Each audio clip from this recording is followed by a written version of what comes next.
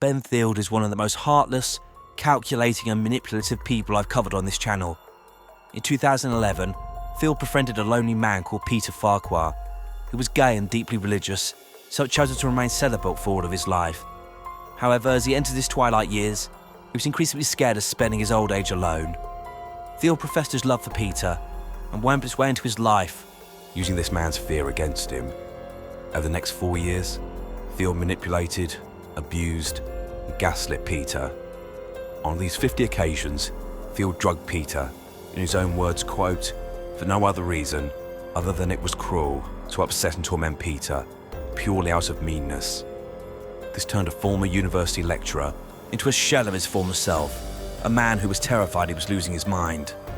Money was a big motivator for the Field, but not as important as him exerting power and control over another human being, and he filmed Peter in his confused, drugged state for his own amusement.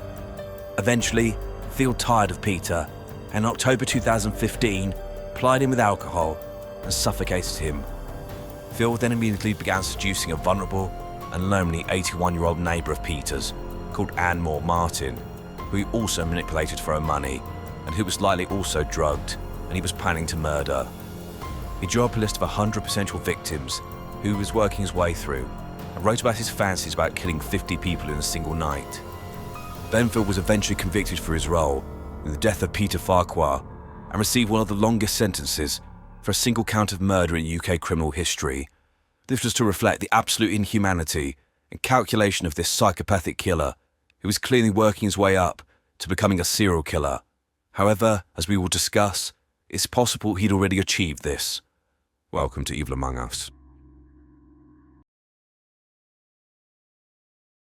Benjamin Luke Field was born on the 27th of October 1990, raised in the market town of Market Harborough in the county of Leicestershire in the East Midlands of England.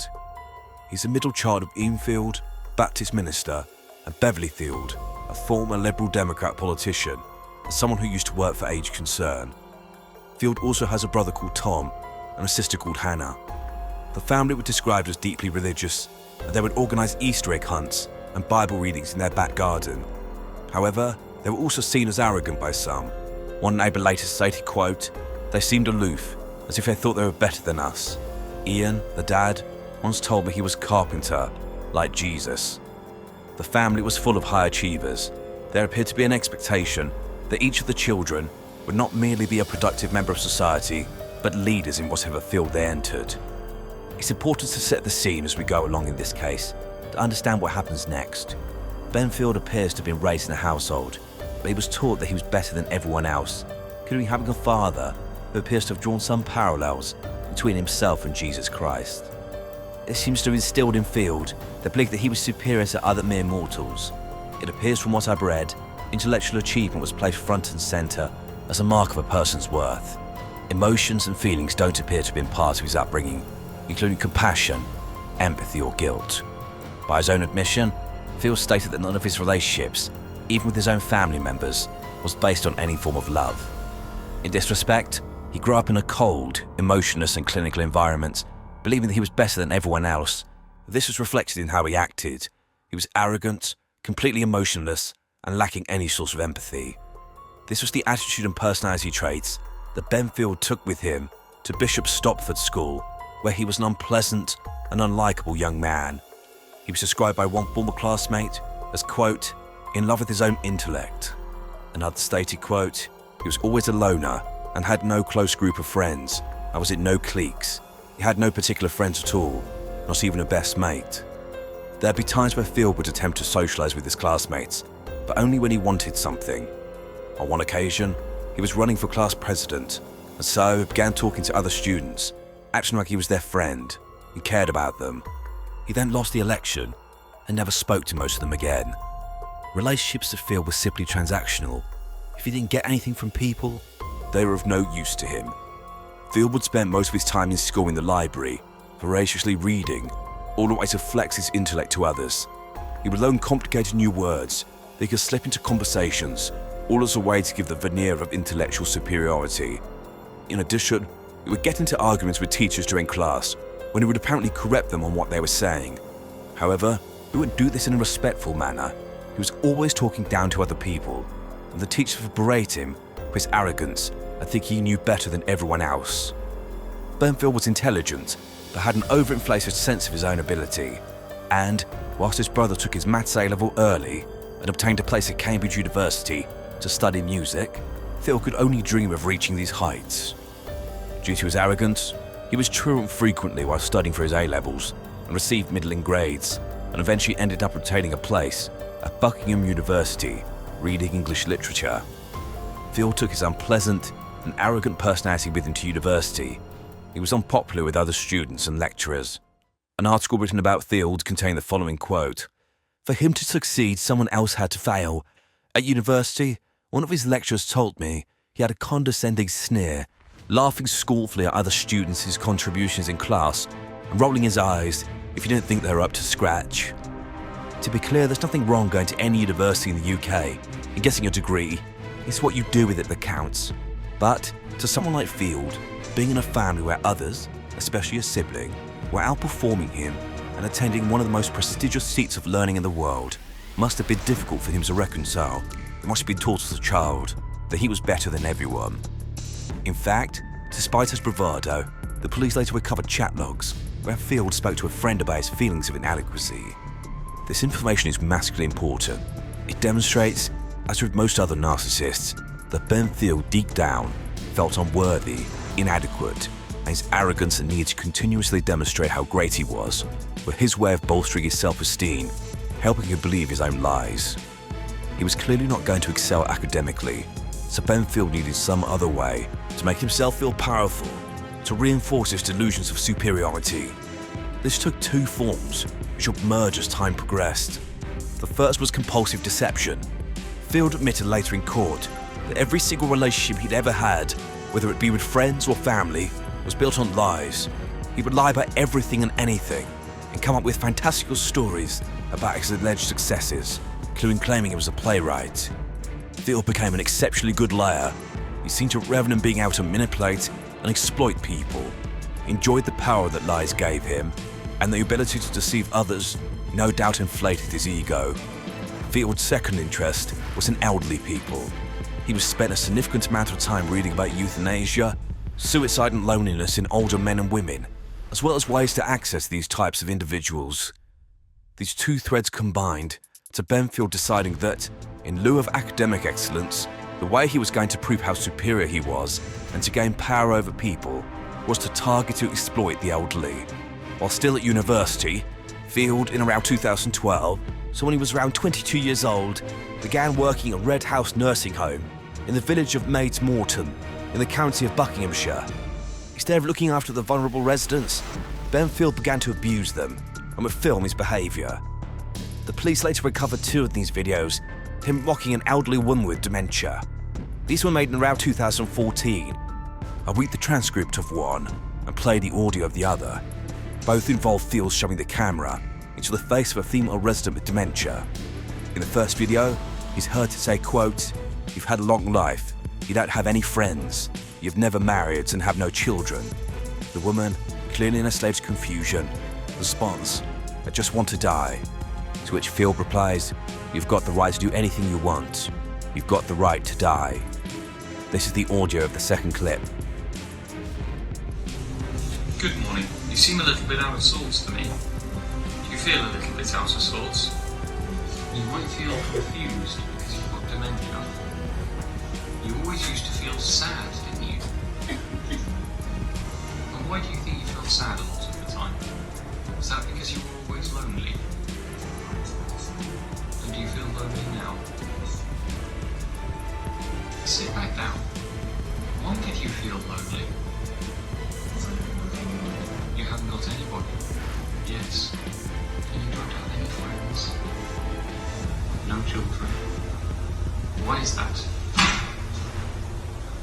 Are you kicking that table because of the things that I'm saying? Is it because of what I'm saying or because of yourself? With me? With you. It's things inside you. Yes. And how can we get them out? Shut it out. Shut it right out. Yes, that's good. And what happens next? Get out. Can you? Yes. That's good. And what would you do to me? Touch me. What could happen next?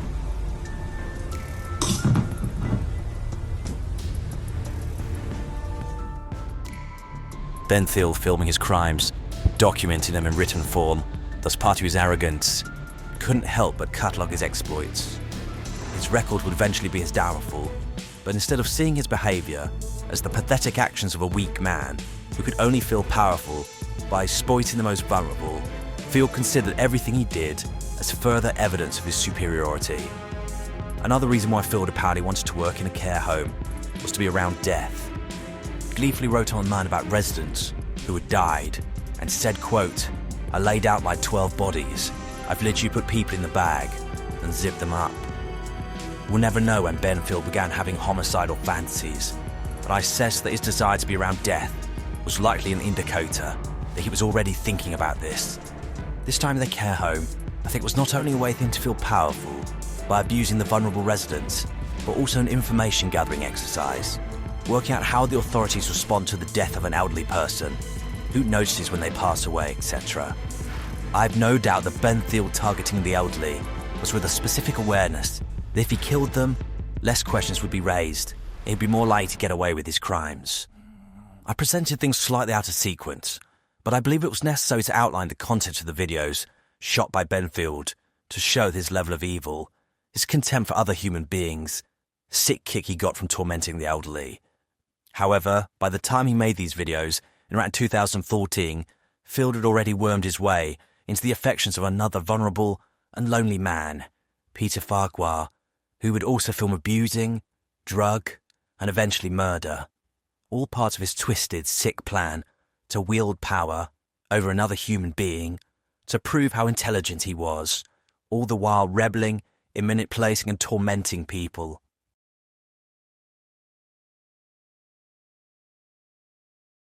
I need to start this section saying something I've said on several occasions, but it's important. There are aspects of this case which may raise eyebrows, including age differences between individuals and not seeing red flags. I need to point out that loneliness, especially fear of dying alone, can lead to people being desperate and potentially making decisions that are not in their best interests. Add to that, if you've never been loved by a partner before, you may be somewhat naive. Please keep this in mind when I discuss the main focus of this video, Peter Farquhar, and later when I discuss Anne Martin. Both, from everything I've read, were very decent human beings who were simply lonely. In particular, Peter was clearly the epitome of a gentleman, a kind, caring man who simply wanted to be loved. Nothing either of them did, or any of the decisions they made, meant they deserved to be abused by Benfield, or, in the case of Peter, to lose his life.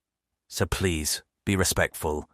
So, Peter Anthony Scott Farquhar was born on the 3rd of January 1946 in Edinburgh in Scotland, although he spent most of his life living in England.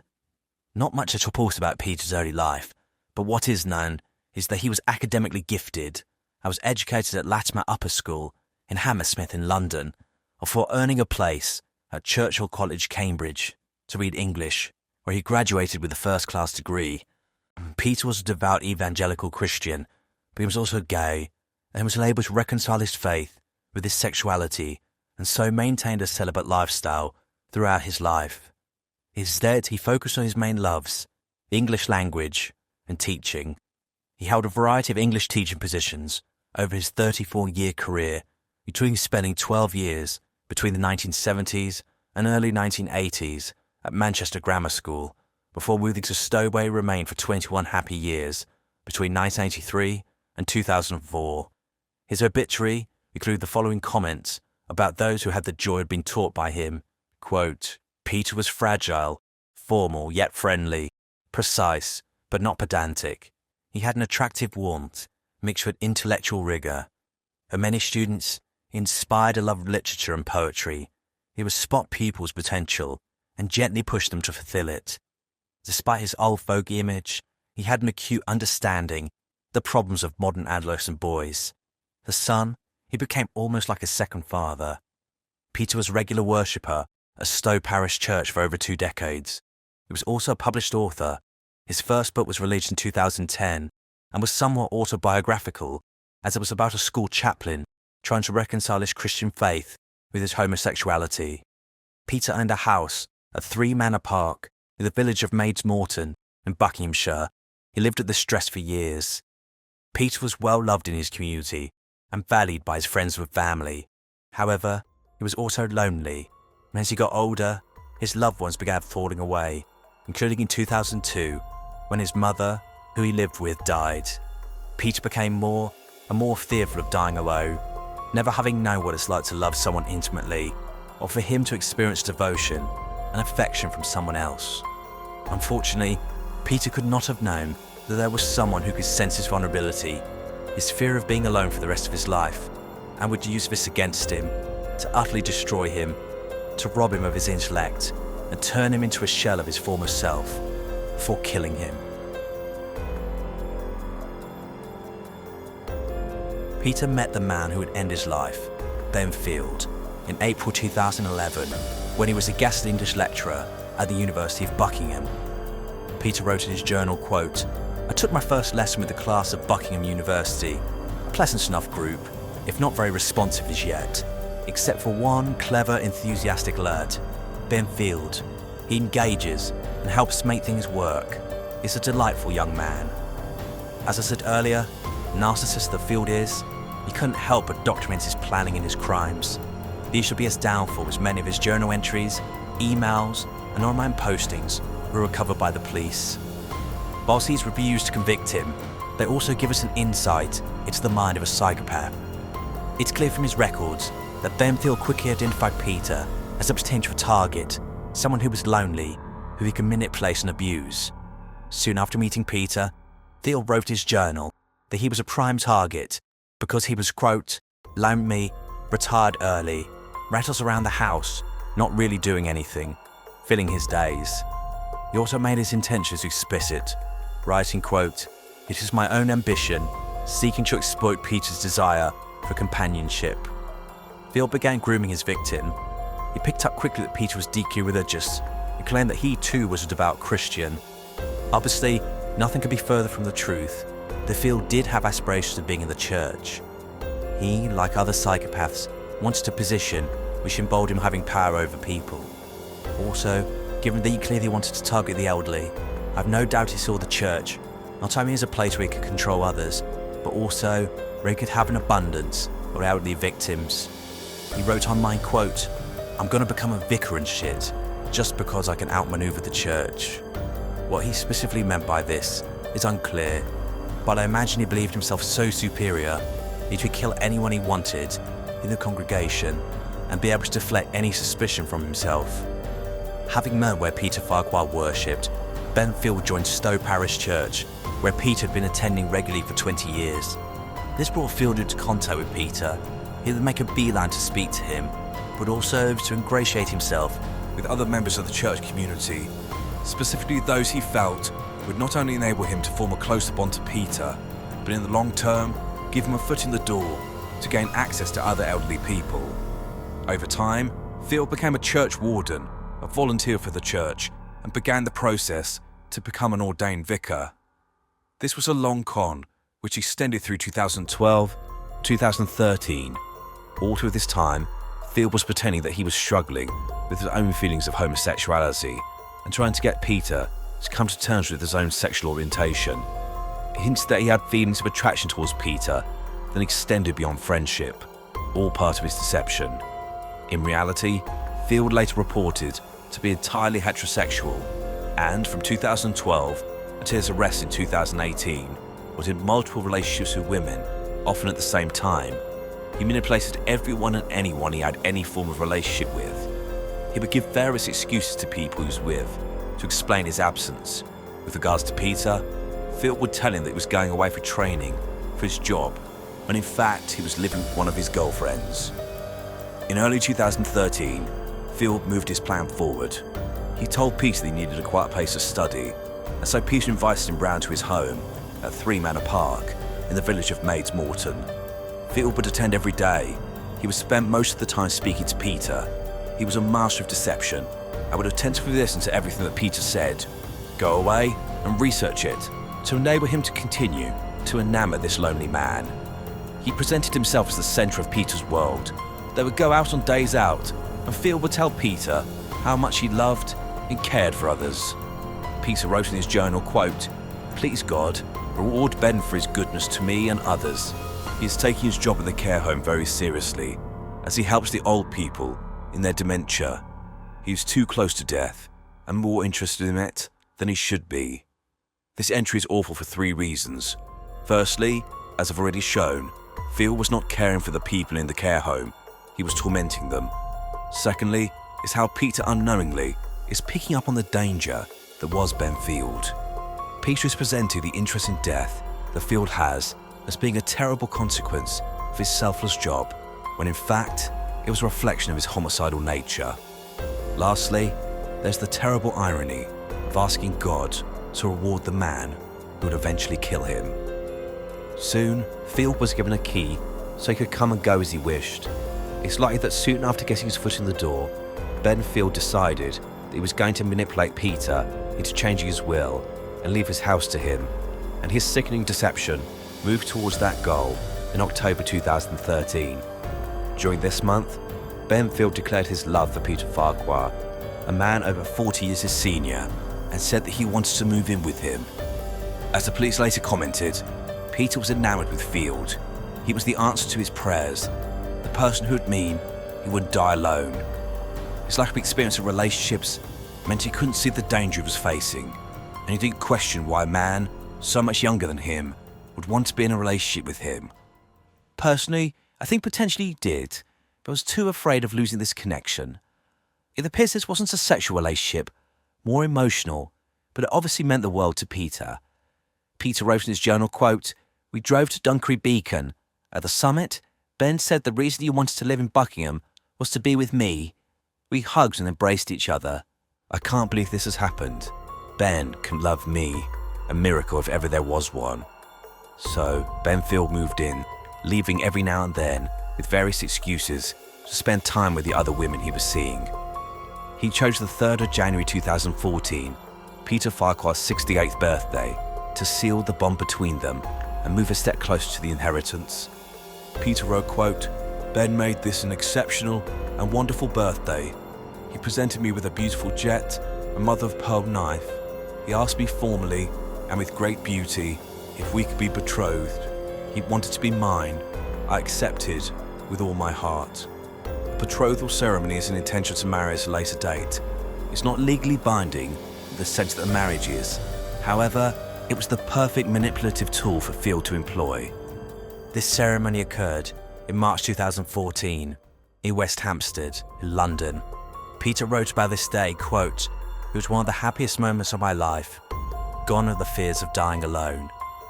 However, Field could not help but brag online to others about his true feelings towards Peter, referring to him as a, quote, "faggot" on several occasions, but also writing the following quote, "He and I struck a deal, which is I pay for nothing and will hang out with him until his eventual death. Win-win. I'm pretty comfortable with death."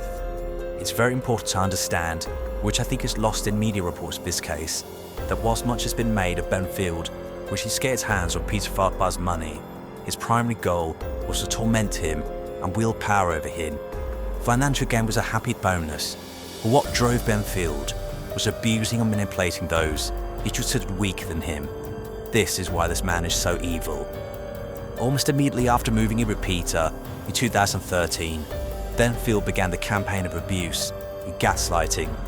He obtained sedatives, either ordering them from the internet or stealing them from the care home, and would lace Peter's drinks and food, with this making him uncharacteristically lethargic. He was began doing things around in the home, hiding Peter's belongings and clothes, as well as deleting contacts from his mobile phone. He took great pleasure in watching the confusion on Peter's face as he began to question his own sanity. In court, Field was asked why he'd done these things to Peter, and it responded, quote, "For no other reason other than it was cruel to upset and torment Peter, purely out of meanness." As I said, don't Field making profit from this situation was a secondary objective of his. and it's clear that he started playing this soon after moving in. Police found his journal, which showed that his objective for 2014 was to get Peter to change his will. This he achieved in November of that year, when he found out that Peter had changed his will, leaving Field half the value of the house and a lump sum of £50,000, which he later increased to £20,000. Field knew this because he opened Peter's mail, or what he didn't open, he would move around to confuse him. Field had manipulated Peter into changing his will by convincing him, with the effects of him drugging him, and with fact evidence of Peter's declining health and the fact he could potentially die soon, so he needed to put his affairs in order. However, there was a caveat. Field could not inherit anything unless he'd been living in the house for 2 years. So, his plan to ultimately do away with Peter had to wait until late 2015. This was reflected in the same journal recovered by the police, in which Field had written that his sole objective in 2015 was to, quote, end Peter. The police also found a picture of a grave that Field had drawn, and next to it, he'd written, quote, holds the goal. And what would then Field do in the meantime? He wrote this down too. He said he would gaslight Peter for fun.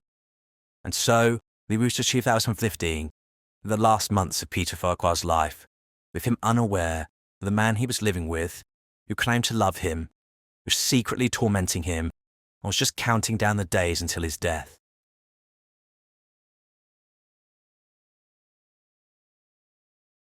In 2015, Ben Field continued to manipulate and abuse Peter Farquhar. Between the beginning of the year and his death in October, Field drugged him at least 50 times.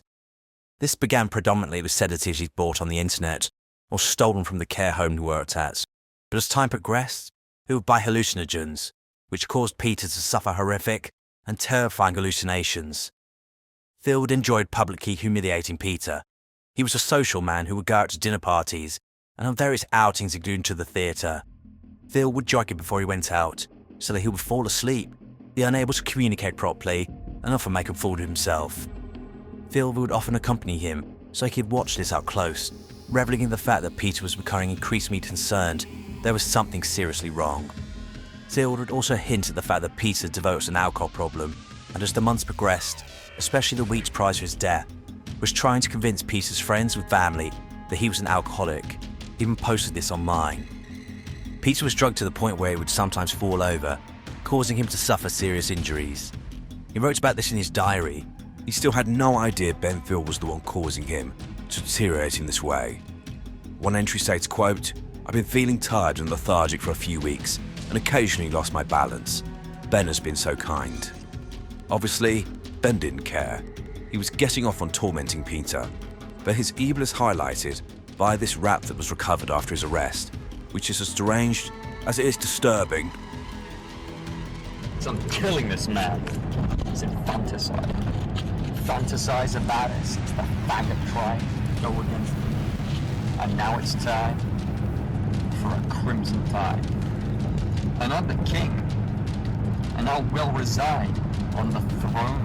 And you know that I will kill this guy. Field documented his crimes in his journal, but just seeing what he was doing and writing about it wasn't enough. He needed to video it. He needed something he could watch again and again and again to demonstrate to himself how powerful he was. So he filmed Peter on at least one occasion whilst he was in bed drugged, as shown by this horrifying clip. Well, start saying it again. So you don't think Martin...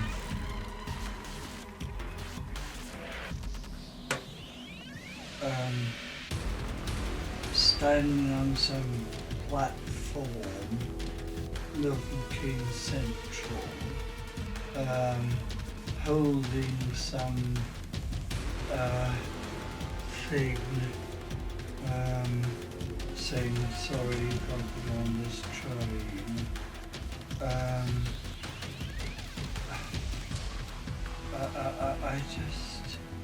I feel I am so dependent. It's such a strange world, that thing, because on the one hand, I'm actually used to be sort of competent. Of course. Of course.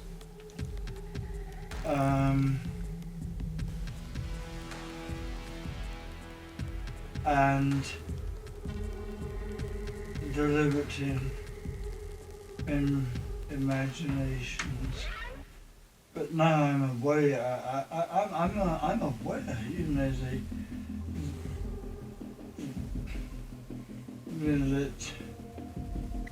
that they're exchanging very substantial amounts of money for you know, a glass of whatever, and that worries me too. Okay. I don't. Well. Yes. Where is it that you think they are? I'm not sure. I'm not sure myself. So where is it that they're buying these glasses of water? They probably Perhaps not. They probably are. Okay. And who are they? Who is it that you're worried about?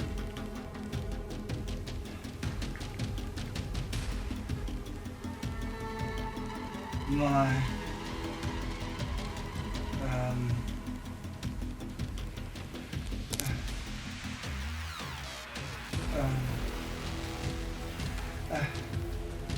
how can I try to explain?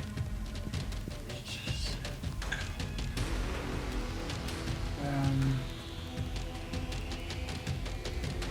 that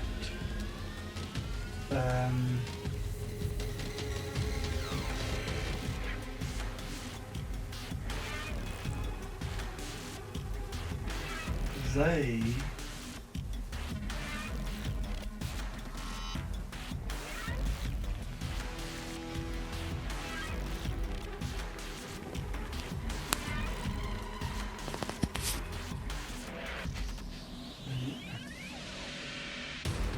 Peter's journal entries became more upsetting nearer his death. He became convinced that he was losing his mind. By July 2015, just 3 months before his murder, Benfield increased the dosage of hallucinogens that he was drugging Peter with. He began having night terrors and hallucinations. He wrote about this in his journal, quote, "I saw a hideous pack of black insects. A bad thing has entered my brain." The impact of the abuse on Peter was clear for all to see when in August 2015, he went to a book launch for his novel, which had been written years before but only just been published. Peter was confused, embarrassed and scared. He was barely able to stay awake, was struggling to sign his name in his own book and was slurring his words. Field was there, reveling in watching the embarrassment and shame that Peter felt, knowing he had caused this. As an explanation, he continued to push the narrative that, behind closed doors, Peter was an alcoholic. Between April and August 2015, Peter Farquhar attended hospital several times due to falls he had, as well as occasions where he'd been hallucinating or was so lethargic he was unable to function. He only stayed in hospital for a short time on each occasion and would improve before going home, where the drugging would begin again. However, remember, there was a caveat in Peter's will where Benfield would not inherit anything until he had lived with Peter for 2 years. This expired in around September 2015, so everything before this point was Field not trying to kill Peter, but simply to torment him, to abuse this lonely man. After this cut-off point, Field was determined to kill Peter, and he'd been setting the groundwork for this for months.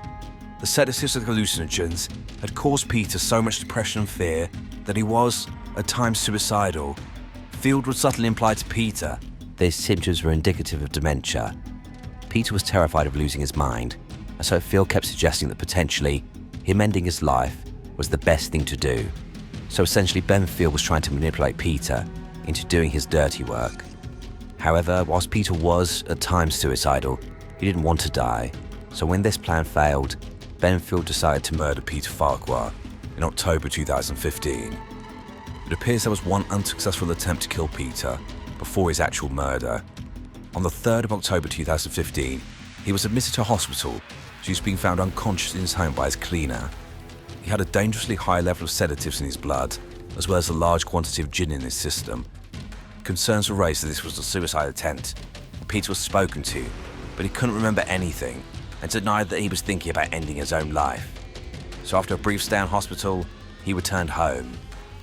What inevitably happened was that Benfield had drugged Peter, and whilst he was more suggestible, had plied him with alcohol and potentially even forced this down his throat. He was inevitably hoping the combination of drugs and alcohol would be enough to kill Peter, and left the property. However, this hadn't worked. Just a few weeks later, Benfield would try again, and this time he was successful.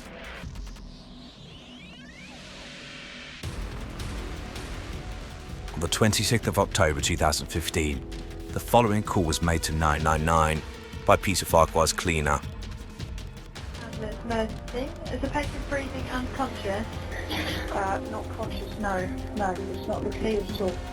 Peter? Peter? Okay, what's the address there, please?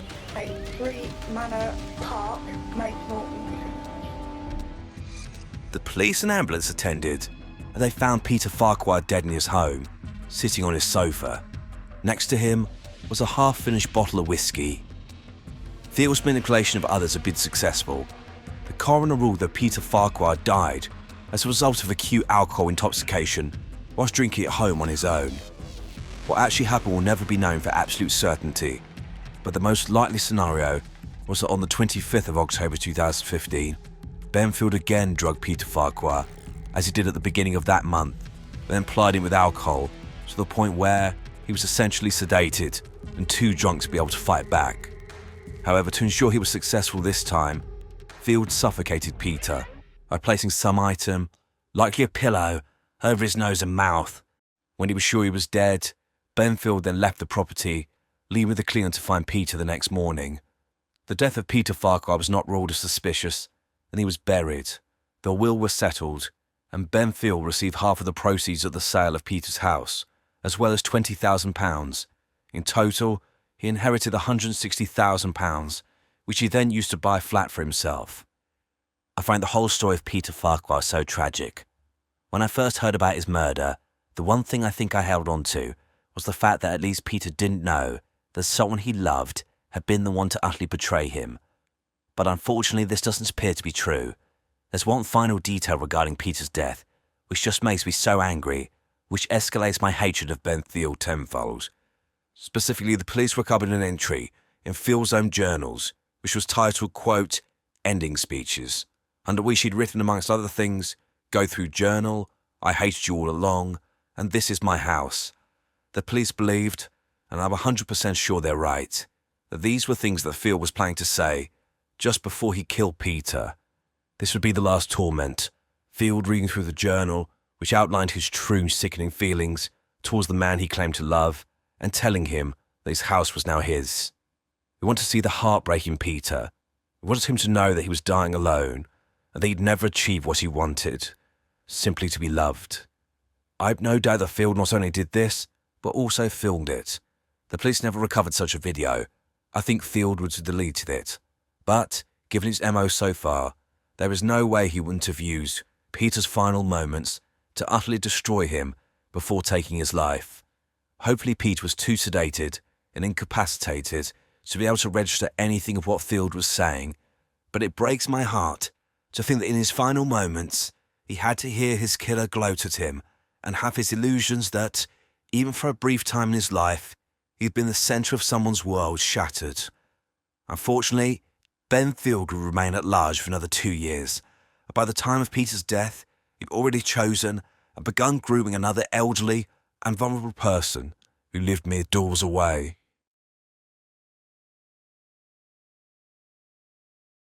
In around June 2015, Benfield had begun searching for another victim, another vulnerable person he could manipulate and torment.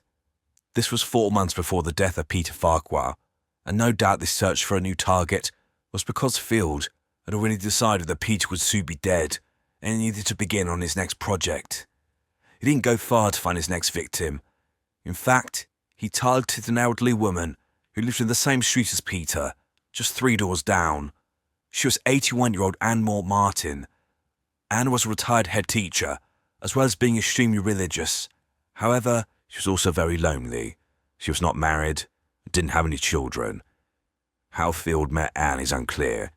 The most likely scenario is that he became aware of her and then made sure it was visible to her on the street when she was going about her day, struck up a conversation with her. He then began to slip notes to her door and come round to hers under the pretense of giving her companionship and helping her out. However, soon this 24-year-old man was professing his attraction towards this woman almost 60 years older than him. One of these notes said, quote, "When these things have crossed our minds and lips, I've been a great deal too shy. I've not said, as perhaps I should, that I desire you and desire to woo you, that my earnest hope is that you would see me as I see you. I see you as beautiful, fun, lovely, insightful woman of faith and grace." The letter continues, "My first poem to you is a courtly overture of sorts, an invitation to romance, and a declaration of my love and intent. Every time I have come to your house, I have taken some things away with me. I've taken joy away in my breast pocket, close to my heart. I have smuggled your words out with me under my hat, close to my head, and I have carried the image of your gorgeous face with me in my trouser pockets. I would like to take some other things as well. I would like to take away your tiredness, your loneliness, and your sadness. I'm sure that I could, if you allow it. These things would need to be replaced. Your loneliness needs to be replaced with my company, your tiredness with my energy, and your sadness with our new happiness together." What a load of pretentious bollocks. But it awakened something in Anne. Her niece later reported that Anne was extremely lonely, and like Peter Farquhar, was desperate for companionship in her final days. She was terrified of dying alone. As soon as Peter died, Field focused all of his attention on Anne. He spent more and more time at her house and began gaslighting, manipulating and abusing her. Field utterly twisted Anne's religious convictions against her. He began writing notes on her mirror, convincing her that he didn't write this, and therefore it must have been written by God. Four of these messages read, quote, "All that you give him, he will return tenfold. Your intentions are holy. Your work is not yet done. Take care and complete the task given to you by the Lord. Your soul will proceed directly to heaven. Her soul's joy, his perfection. This good you will can never be undone. Peace is yours in me, your Lord. Amen. And finally, pray for Ben. Ben loves you." The reason why please know about these messages is because Field, as he'd done all the way through, had to document his accomplishments, and so he took photos of these messages, which were then used against him when he was finally apprehended. Field also gave Anne this disgusting picture. There was a sexual element to this relationship, and on one occasion, Field convinced Anne to perform a sex act on him, which he then photographed her doing without her knowledge. He kept this, no doubt to blackmail and embarrass her. He quickly began to manipulate her into handing over thousands of pounds. In June 2016, Field convinced Anne to hand over £4,000 for a new car. Around 3 months later, he convinced Anne to hand over £26,700 so that he could apparently buy a dialysis machine, which he said his brother needed, or he would die. It was Field who made the call to the bank, then handed the phone to Anne to release the funds, as shown by this terrible clip. I'm just going to hand you over to Hello. I'm thinking of withdrawing all my accounts, the money held in my account. Okay. Sometime, because I have an urgent need for them. I have a very dear friend who's the brother of another very dear friend, and he's extremely ill. He's got very difficult kidney difficulties and is likely to die if he doesn't have his own dialysis machine and so on. I've been thinking of a way in which I can help him. He is a lovely young man, and he's got a lovely brother who's a bit older than him too. To stay alive, he actually has to have this dialysis machine. Okay. He's heartbroken because he can't continue at the moment. In life, one must not be selfish and keep everything to yourself. If this investment was worth it, I think it would be a great help for them. In court, Field was asked how he conned Anne into giving him money, and he responded, quote, "I pretended to love her when I didn't, so that's how I did it." When asked what he'd done with the £26,700 he'd received, Field coldly and arrogantly quipped, quote, Well, I certainly didn't buy a dialysis machine. I spent in it. What a monster. Field was not stupid. He convinced Anne not to tell her family about him, as they wouldn't understand their love. In court, Ben Field was cold and detached when asked questions about Anne. Remember, he was professing his love to her, but in court, when asked about his true feelings about her, he responded that they were, quote, very close to indifference. There's sufficient evidence, in my opinion, that Ben Field was planning to do exactly the same thing to Anne that he'd done to Peter. He was going to get her to change her will that ensured that she dies. Police found handwritten notes of his, calculating how much he would receive from her death. Evidence was also found he'd been researching methods of suicide. He'd been discussing this with Anne, convincing her that potentially this was something she may want to consider if her health began to fail. Benfield likely started drugging Anne towards the end of 2016. She has several contacts with doctors, and suspicions are raised about the presence of a young man during every contact, taking the lead in every phone call and being there each time Anne had a medical issue. She also had at least one seizure, which led to her being admitted to a hospital. I'm unsure of the exact date of this, but it appears that a carer found her in this state and called an ambulance. Field was there, and they were instantly suspicious of him, as he seemed less interested in getting help for Anne and more concerned about coming up with some story about why she was unwell that didn't involve any link to him. The beginning of the end for Ben Field came on the 4th of February 2017 when Anne suffered a seizure. The following call was made to 999. The person making the call was the same carer who found her on the previous occasion, yet he makes it plain who he thinks is responsible. Hello, what's happening there? I think she may well have had the similar sort of seizure she had last time. A seizure? And this is her home address? The 6 Manor Park here, right? Yeah, The person who was here last time has been here today. So we're concerned that this person may be administering something. You're concerned that whoever's been in today to see her has possibly given her something? Yes. When Anne was in hospital, her niece spoke to her. She'd already become aware of Ben Field, but didn't know who he was or what role he played in her aunt's illness. The floodgates opened, and Anne told her niece everything. The messages from God, the money she'd given him, the fact they were in love, and in addition, that she'd recently changed her will to leave him all her money and her house. Anne's niece was horrified, and she called the police to report that she believed Ben Field was conning her aunt. Police began an investigation into Field, quickly establishing he was linked not only to Anne Moore Martin, but also Peter Farquhar. There were concerning parallels between the two cases. The police spoke to Anne.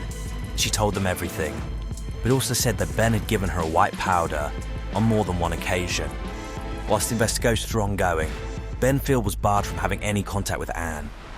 The police and her family had the difficult task of explaining to her that she'd been conned by Ben Field, that he was a serial liar, and whilst in a supposed relationship with her, had been in relations with other women, and initially one of her neighbours.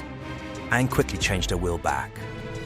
On the 13th of March 2017, Ben Field was arrested for the first time, initially on suspicion of fraud. However, even at this early stage, the police knew this was something far bigger. They released Field on bail whilst they continued their investigations. Anne Moore Marty was heartbroken by the realisation that she'd been conned by Field. She felt foolish, embarrassed and abused. She died heartbroken on the 12th of May 2017 at age 83. Her death was ultimately ruled to have been due to natural causes, but I think Ben Field broke her spirit, and therefore he killed her.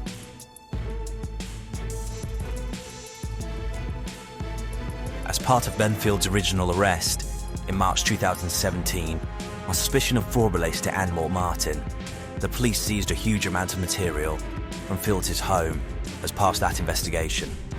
This included detailed notes and journals, which were a treasure trove of incriminating evidence. As the lead detective, DCI Mark Glover stated, quote, "It wasn't in chronological order like most diaries. It was more like a notebook. There were his thoughts, ideas, what he'd done, all those kind of things. The amount of material we seized in house searches was phenomenal. It's not just what I call physical material, but digital material. As I said before, it was Field's arrogance and his need to document his crimes, which should be his downfall.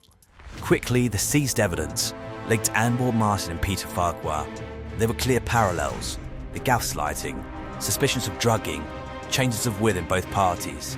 Things became more sinister the more they looked. Ultimately, investigations were burned through by Thames Valley Police. They felt a huge team who operated under the codename Operation Naseby. They spent thousands of hours reading through his journals, watching the recordings he'd made, and unpicking his lies and his cold, calculated offending. The police re-examined the investigation into Peter Farquhar's death and took the decision to exhume his body 2 years after he died. Toxicology results of hair strand tests showed traces of sedatives and hallucinogens, indicating that he'd been exposed to large quantities of these repeatedly in the months prior to his death. In addition, Benfield's fingerprint was found on the glass in the room where Peter's body had been found, which he'd apparently used to drink the alcohol that killed him. This suggests that Peter had not been alone at the time he died. However, it was his own words and writings which were Benfield's undoing. Things like his disgusting rap, his pitch for a gravestone, and explicit comments that he wanted Peter Farquhar dead. Finally, the police decided they had enough evidence, and Benfield was arrested just before 6:30 a.m. on the 18th of January 2018. This arrogant little shit yawned while sat in the back of the police van and said, quote, "I think I'll get away with most of it." Clearly, this poor excuse for a man thought he was so clever that he would easily talk his way out of it. He was wrong. The police presented everything, and Field had no answer. He gave no comment responses to the questions asked of him in interview. However, the Crown Prosecution Service decided there was enough evidence to charge Benfield with the murder of Peter Farquhar, as well as conspiracy to murder Anne-Maure Martin, attempting to murder her, as well as defrauding both of them. He was remanded into custody to await his fate in court. Benfield pleaded not guilty to the murder of Peter Farquhar, as well as conspiracy to murder and the attempted murder of Anne-Maure Martin. He did plead guilty to frauds related to both of them, specifically gaining £160,000 from convincing Peter to change his will and trying to obtain Anne's £300,000 home, as well as him receiving £30,000 for a car and a fictitious dialysis machine from her. It's important to point out that Benfield also stood in the dock, charged with burglaries related to other elderly people. He pleaded guilty to these offences, but I'll leave discussing these crimes until the next section, where I'll outline concerns that Field had targeted other elderly people, as well as questioning whether he'd already achieved his obvious fancy of becoming a serial killer. But for now, I'll focus on the crimes against Peter and Anne. Field's trial began at Oxford Crown Court on the 1st of May 2019 and lasted 10 weeks. The prosecution methodically presented the evidence in this complex case. They showed the way that Benfield manipulated both Peter Farquhar and Anne-Maure Martin, getting off on the power he wielded over both of them. The jury was shown the contrast in the diaries of Peter and Field, with Peter writing about his love for his new companion and his hopes for the future, whilst Field was documenting the systematic abuse of this vulnerable man and drawing a grave with, quote, "holds the goal" written next to it. Arrogant statements such as Field telling the police that he thought he'd get away with most of his crimes also came back to haunt him. Benfield gave evidence during his trial. This was bizarre, as Field essentially confirmed everything the police were saying about him. He stated that he'd manipulated both Peter and Anne, and that he specifically drugged Peter, and he appeared extremely proud that he was a practiced liar who lived his life by deception. Field showed absolutely no remorse or concern for either Peter or Anne whilst giving evidence. He showed himself to be a cold, calculating killer. I've read a few articles which question the defence strategy in this case. I think this is missing the point. Defence barristers in murder cases are extremely experienced legal professionals with years of training. They know what they're doing. However, they cannot control everything, including a client who is a narcissist and who's desperate to demonstrate to everyone how intelligent he is. I imagine that Benfield was an extremely difficult client. He was never really thoroughly briefed on what to say and what not to say, but probably, arrogantly, got on the stand and did what he wanted to do, show off. This thankfully helped seal his fate. His demeanour, callousness, and the weight of the evidence against him meant on the 9th of August 2019, the jury found Benfield guilty of the murder of Peter Farquhar. Unfortunately, they were unable to reach a unanimous verdict regarding him attempting to murder Anne-Maure Martin or conspiring to end her life. and so he was acquitted of these offences. I find this really upsetting. However, I've seen there was far less concrete evidence regarding Anne's case. But, as I've said, in my mind, he essentially killed her by destroying her spirit and breaking her heart. On the 18th of October 2019, Benfield was back at Oxford Crown Court before Mr. Justice Sweeney for sentencing. This had given time for psychiatric reports to be completed. Justice Sweeney referenced these documents in his sentencing remarks, which indicated that Benfield displayed traits of narcissism and psychopathy. Specifically, he was a man who was entirely self-absorbed, believed he was better than everyone else, who had no remorse or guilt for his actions, and absolutely no empathy for his victims. Justice Sweeney fully outlined the horrific list of offences committed by Benfield, his years of deception, the depths of his inhumanity. He stated that Phil had a, quote, need to deceive and destroy others, then added, you also kept notes and journals about what you were planning and what you had done, and you did so, the pleasure that gave you, before going on to say, I've no doubt that you are a dangerous offender. He then sentenced him. For the murder of Peter Farquhar, Benfield was sentenced to life imprisonment with a minimum term of 36 years before he can apply for parole. This is one of the longest sentences imposed in the UK for a single count of murder. It means that Benfield would not be eligible for parole until around 2053, when he will be in his early 60s. Field has twice tried to appeal his conviction. Both times he's been refused. The one decent thing that Field did, and I use that term loosely, is that he sold his flat, which he had bought using the money he conned out of Peter Farquhar, and this was returned to his family.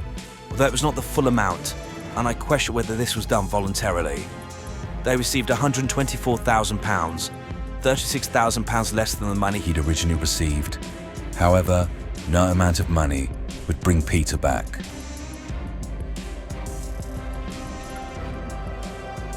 Disturbingly, the police recovered a list of 100 names that Benfield had compiled. This was his list of future victims, and included the elderly people from the care home, from the church, and even his own family members, who was apparently going to abuse, drug, and kill one by one. He also writes about his fantasies about killing 50 people in one day. The police also found a list of various methods of murder researched by Field, including car crashes, unwitting overdoses, and quote-unquote accidental heart failure during sex. It's clear that Benfield had aspirations of being a serial killer. However, had he already achieved this? Along with the more serious charges, Benfield appeared in the dock for burglary, placed in breaking into a property belonging to a couple called Harold and Elaine Meakin. They'd been the next-door neighbours of Anne Moore Martin. Both were apparently known to Benfield, and Elaine died suddenly in February 2015 after drinking a cup of tea. Harold then died in February 2016 after a fall down the stairs. Field broke into their home in July 2016 after both had passed away, apparently simply to steal a bottle of whiskey. The police were suspicious. Another elderly couple known to Field, who lived on the same street as his other two victims, had passed away, with one doing so suddenly. However, the bodies of both Elaine and Harold Meakin were cremated, so it would likely never be known if there was foul play. The thing I'm most concerned about is what Benfield was up to at Red House Nursing Home. He worked there for several years, and I for one am struggling to believe they didn't harm any of the residents there. It's clear his only purpose working there was to get access to vulnerable people. His own videos show that he tormented at least one resident. I think it's extremely naive to believe, given how evil this man is, the two videos recovered were the extent of his abuse. I also find it very unlikely that while surrounded by potential victims with access to medication, he didn't drug any of them. He had the perfect cover. Some of these people had dementia. If he drugged them, it's likely they wouldn't be able to remember this, and he could explain away any symptoms as being part of their condition. So you have an evil man who deliberately placed himself in a position with vulnerable victims, and we're to believe he didn't harm or kill any of them. Does that seem likely to you? The issue with Field is his typology of victim.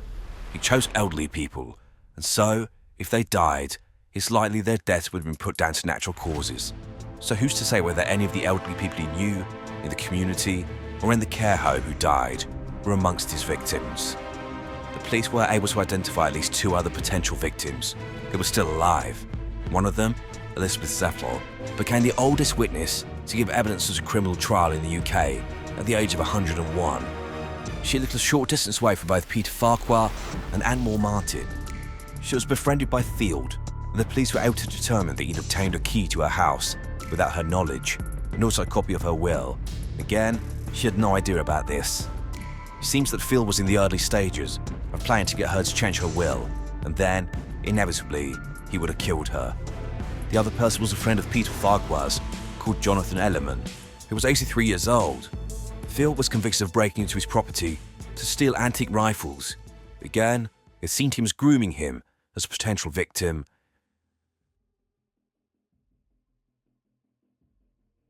Ben Field is one of the most heartless, cruel, and psychopathic offenders I've covered on this channel. It's hard to stay objective with this case, as I utterly despise people like him, those who target the vulnerable, whether this be children, people with disabilities, the elderly, etc. I think it takes a special type of monster to victimize the most vulnerable in society. With regards to the elderly, they've lived their lives, likely contributed much more to society than someone like Ben Field ever will, and they're entitled to live their remaining years in peace. Unfortunately, it seems the mantra, respecting your elders, falls on deaf ears in the case of people like Field. Ben Field is an utterly despicable man. He was shown to be what he is, a narcissist and a psychopath. However, on top of this, he's clearly a sadist. He was a man who grew up in an environment where it appears that the belief of superiority over others was common. Simply being born into his family meant he was entitled to look down on other people. Respect and admiration was not something to be earned, it was something he was entitled to, and others should recognize it. However, deep down, as he admitted online, he felt inadequate. His brother ended up at Cambridge. He got middling grades at A-level. I imagine that his classmates were quite pleased that this arrogant, self-absorbed idiot, who would disrupt classes just to make himself feel important, had failed. His failure, I think, likely meant that he felt embarrassed. His feelings of inadequacy increased. Potentially within the home, all talk was about his brother. Look how he's doing. The need to prove to everyone, especially himself, how powerful and superior he was increased, and he decided to show everyone just how intelligent he was. How Phil came to see the elderly as a target is unclear, but I imagine it began with his experiences with his father, who was a minister. This would have brought him into contact with church congregations. I've been around these same types of people, and it always struck me how elderly the majority of these people were, and also how many of them were just looking for comfort. Obviously, I didn't think, wow, to exploit these people, but my mind doesn't work the same way as Ben Field. I think this is where he started. He realized that some of these people were desperate. They had no one, and were just looking for answers. He wanted the power over these people, the ability to manipulate and toy with their emotions, exploit their desperation. He positioned himself in a care home and abused the residents. How clever he must have felt, getting his foot in the door, smiling sweetly, pretending to care, and all the while, his whole intention was to use these vulnerable people to bolster his self-esteem. I imagine that Phil got a massive kick from watching the distress in these patients' faces, knowing they would likely not remember the abuse, and therefore be unable to report it. Whilst we see Ben Field for who he is, a weak, pathetic coward of a man, who, in order to make himself feel big, targeted the most vulnerable. To him, every lie, every time he abused the residents at the care home, increased his feelings of superiority. The man was, in his own mind, an absolute genius. He was doing this right under people's noses, and no one was any the wiser. How stupid were they? How clever am I? So he sniffed out vulnerability and came across Peter Farquhar. As I said before, this man was nothing less than a gentleman, and Phil took his fears and used them against him. Peter was not a man who simply wanted to be loved. He was, to Field, a project, someone to use, abuse, and utterly destroy. He loved the fact that this man feared he was losing his mind, and he was the cause of it. His sadism is so extreme that I've no doubt, as I said, that Peter's final moments involved this monster looking him in the face and telling him that everything was a lie. One last indignity, one last stab in the heart. He then moved on to Anne Martin. Financial gain with her became more of a focus as he realized just how much money he could make from his crimes, but at the core of his offending was the need to control, to abuse, to manipulate. He exploited her faith, posting messages from God on the mirror. He then sat back and watched with glee as she utterly fell for his deception. Unfortunately, I was unable to include clips of Ben Field at the police station, as this footage is in a documentary that I cannot take clips from. I will leave a link to it in the description. But his arrogance just oozes from him. He doesn't show any emotion and saunters around without a care in the world. No doubt in his head he thought, I'm smarter than everyone. The police are idiots. They've arrested me. I could just talk my way out of this. Also, while I'm at it, the BBC did a drama on this case called The Sixth Commandment. I'll leave a link to that in the description as well. Field had to document his crimes. There was no point in any of this if he couldn't catalog how smart he was. No doubt he reread these documents and watched videos of himself abusing the vulnerable again and again and again to keep reinforcing to himself how much of a god he was. But these trophies would be his undoing. What was going through Ben Field's mind of course is unclear. I think he has utter contempt for anyone and everything. I think he didn't think much about being convicted. He was more focused on showing off. He had a captive audience. He had a stage. He was headlining. Everyone needed to know who they were dealing with. A criminal genius. So he went through every horrific thing he did. His last curtain call for a lifetime in prison. I think the Field thought, even if he was convicted, he could worm his way out of this on appeal. I think this is clearly the case, as I've read his appeals, and they're huge. Likely directed by him, trying to use any loophole and any magic combination of words to get his conviction overturned. I sincerely hope that, as the years have gone by, the slow, cold realization of his situation has crept over him, that he will, at the very least, spend more time in prison than he's been alive, and, at worst, die behind bars. I hope it's dawned on him he's not as clever as he thinks he is, and that in years to come, all of his cruel statements will be sat in front of a parole board who will decide whether he's ever released. Is Ben Field a serial killer? I don't know. I'll leave that for you to decide. If he wasn't already, would he have become one had he not been caught? Absolutely. I think he had the potential to be a killer on a massive scale. He has no remorse, no ability to feel sympathy for his victims. His only way to elevate himself is to destroy others. He is evil.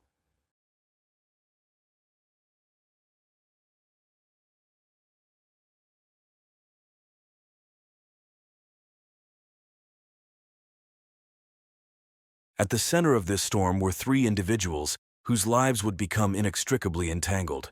Thaddeus Bracey, a 32-year-old personal trainer with a body chiseled from marble, had built a reputation as the go-to fitness guru. Among his newest clients was Julia Ashworth, a 45-year-old socialite known for her impeccable taste. Julia was the very picture of suburban success. Intelligent, beautiful, and married to Luke Ashworth, a 50-year-old real estate mogul whose name graced half the commercial buildings in the nearby city. The Ashworths were the golden couple of Oak Ridge Heights. Their sprawling Georgian-style mansion hosted the most coveted parties, and their philanthropic efforts made headlines in the local press. To the outside world, they embodied the American dream: successful, charitable, and deeply in love. But as with many stories that begin in seeming perfection, cracks were forming in the foundation of the Ashworths' world. These fissures would provide the perfect entry point for Thaddeus Bracey, a man whose own past was shrouded in mystery and marked by a determination to rise above his humble beginnings. Little did anyone know that the arrival of Thaddeus in the Ashworths' lives would set in motion a chain of events that would lead to passion, betrayal, and ultimately, a confrontation that would leave the community reeling and one person dead. Thaddeus Bracey's journey to becoming Oak Ridge Heights' most sought-after personal trainer was far from smooth. Born in a struggling neighborhood of Detroit, Thaddeus grew up in a world where survival often trumped ambition. His father, a factory worker, died when Thaddeus was just 10, leaving his mother to raise him and his two younger sisters on a meager salary. From an early age, Thaddeus found solace and strength in physical fitness. The local community center became his second home, where he spent countless hours lifting weights and running on old treadmills. It was here that he first dreamed of a life beyond the confines of his neighborhood. At 18, Thaddeus enlisted in the Army, seeing it as his ticket out. During his 4-year service, he honed his body and mind, earning accolades for his physical prowess and leadership skills. However, his military career came to an abrupt end when he was honorably discharged following a controversial incident involving a superior officer, the details of which Thaddeus never fully disclosed.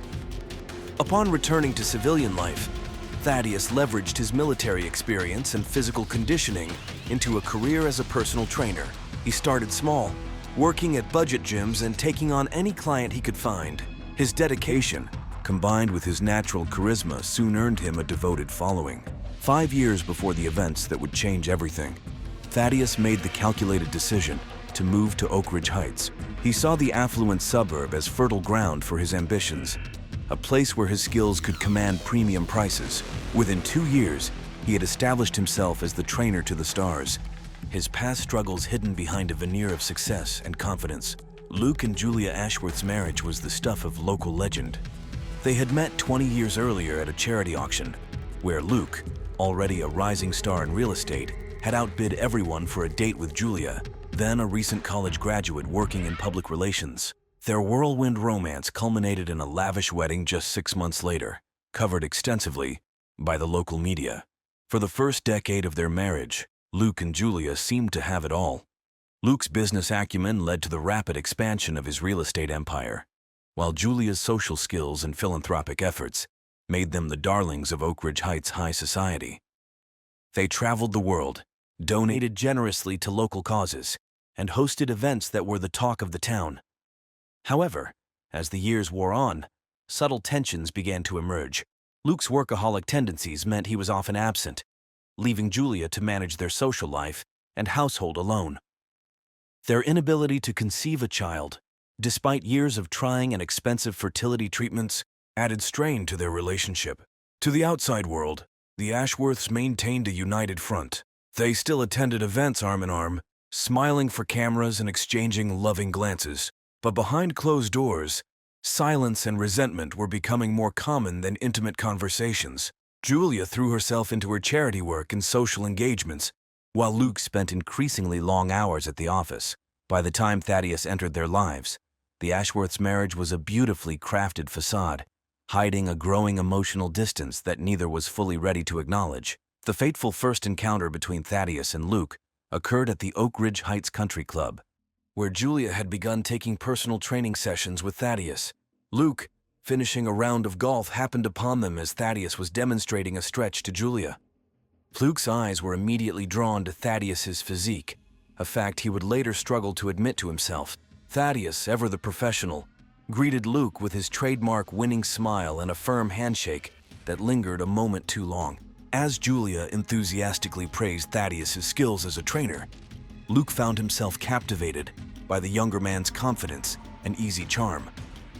Their conversation flowed effortlessly, touching on fitness, business, and their shared love of vintage cars. Before parting ways, Luke surprised himself by expressing interest in personal training sessions. Thaddeus, sensing an opportunity, suggested a trial session at the Ashworth home gym. As Luke watched Thaddeus walk away, he felt a flutter of excitement he hadn't experienced in years. For his part, Thaddeus knew he had made an impression on the powerful Mr. Ashworth, an impression he was determined to capitalize on, both professionally and personally. The first private training session between Thaddeus and Luke took place on a crisp autumn morning in the Ashworth state-of-the-art home gym. Julia had left early for a charity board meeting, leaving the two men alone in the sprawling mansion. As Thaddeus guided Luke through a series of exercises, the sexual tension between them was palpable. Luke found himself hyper-aware of Thaddeus's touch as the trainer adjusted his form. Their eyes met in the mirror, lingering longer than necessary. Thaddeus, sensing Luke's interest, subtly increased the intimacy of his instructions, his hands ghosting over Luke's body under the guise of professional guidance. By the end of the session, both men were breathless, and not just from the physical exertion. As Luke toweled off, Thaddeus made his move. He complimented Luke's physique, noting how responsive his body was to instruction. The innuendo was clear, and Luke, his defenses lowered by endorphins and long-suppressed desire, didn't resist when Thaddeus leaned in for a kiss. What followed was a passionate encounter that left both men exhilarated and conflicted. For Luke, it was a revelation, a chance to explore feelings he had long buried beneath his heterosexual marriage and public persona. For Thaddeus, It was a mixture of genuine attraction and calculated risk, knowing that an affair with Luke could either elevate or destroy his carefully constructed life in Oak Ridge Heights. In the aftermath, as they lay catching their breath on the gym floor, reality began to seep back in. Luke, guilt washing over him, started to stammer out apologies and excuses. Thaddeus, ever the smooth operator, reassured him. This could be their secret, he suggested. No one needed to know. They were both adults, both seeking something their current lives couldn't provide. Why not indulge? Luke, torn between his loyalty to Julia and his newfound passion, ultimately agreed to continue the affair. They set ground rules. Discretion was paramount, and their encounters would be limited to training sessions when Julia was away. Over the next few months, Thaddeus and Luke's affair intensified. What started as purely physical quickly developed emotional undertones. Luke found himself opening up to Thaddeus about his frustrations with work and his marriage in a way he never had with anyone else. Thaddeus, in turn, shared carefully curated stories from his past, painting himself as a sensitive soul beneath his confident exterior. Their rendezvous became more frequent and daring. Quick encounters in the home gym expanded to steamy sessions in high-end hotel rooms and secluded spots around Oak Ridge Heights. Each time, they promised it would be the last, but neither could resist the pull of their forbidden romance.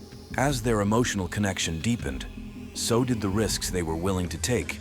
Close calls became more frequent, a lingering touch at a charity event, a heated glance across a crowded restaurant. The thrill of nearly being caught only added to the intensity of their affair. Little did they know their web of secrecy was about to unravel, setting in motion a series of events that would shake the foundations of Oak Ridge Heights and lead to consequences neither man could have foreseen. As Thaddeus and Luke's affair intensified, so did the complexity of their deceptions. Luke, once a man of routine, began crafting elaborate excuses for his absences and changes in schedule. Late nights at the office became more frequent, with Luke claiming he was working on a major development deal that required his constant attention. Weekend golf games stretched into all-day affairs, supposedly due to networking opportunities with potential clients.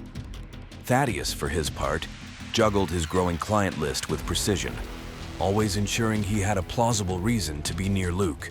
He cultivated friendships with other Oak Ridge Heights residents, using their sessions as cover for his frequent presence in the neighborhood. He even went so far as to start a fitness class at the country club, providing a legitimate reason for his car to be parked there at odd hours. Their lies began to intertwine, creating a fragile house of cards. They coordinated their stories, memorizing details of fabricated events and imaginary people to maintain consistency. Luke spoke of a new junior partner named Xavier, who conveniently required extensive mentoring during evening hours. Thaddeus invented a high-maintenance client called Eloise, whose demands for last-minute sessions explained his sudden schedule changes. The stress of maintaining these falsehoods took its toll. Luke, once known for his sharp memory, found himself struggling to keep track of his own lies. He began keeping a coded journal, hidden in his office safe, to maintain the consistency of his stories. Thaddeus, ever meticulous, created a complex calendar system on his phone, with layers of fake appointments hiding the truth of his whereabouts. As months passed, their web of deceit grew ever more tangled. Each lie required another to support it, and soon both men found themselves living in a parallel reality of their own creation. The thrill of their secret rendezvous was increasingly tainted by the constant fear of discovery, yet neither could bring themselves to end the affair. While Thaddeus and Luke were entangled in their affair, Julia Ashworth was far from oblivious. At first, the changes in her husband were subtle. A new cologne, a sudden interest in fitness, longer hours at the office.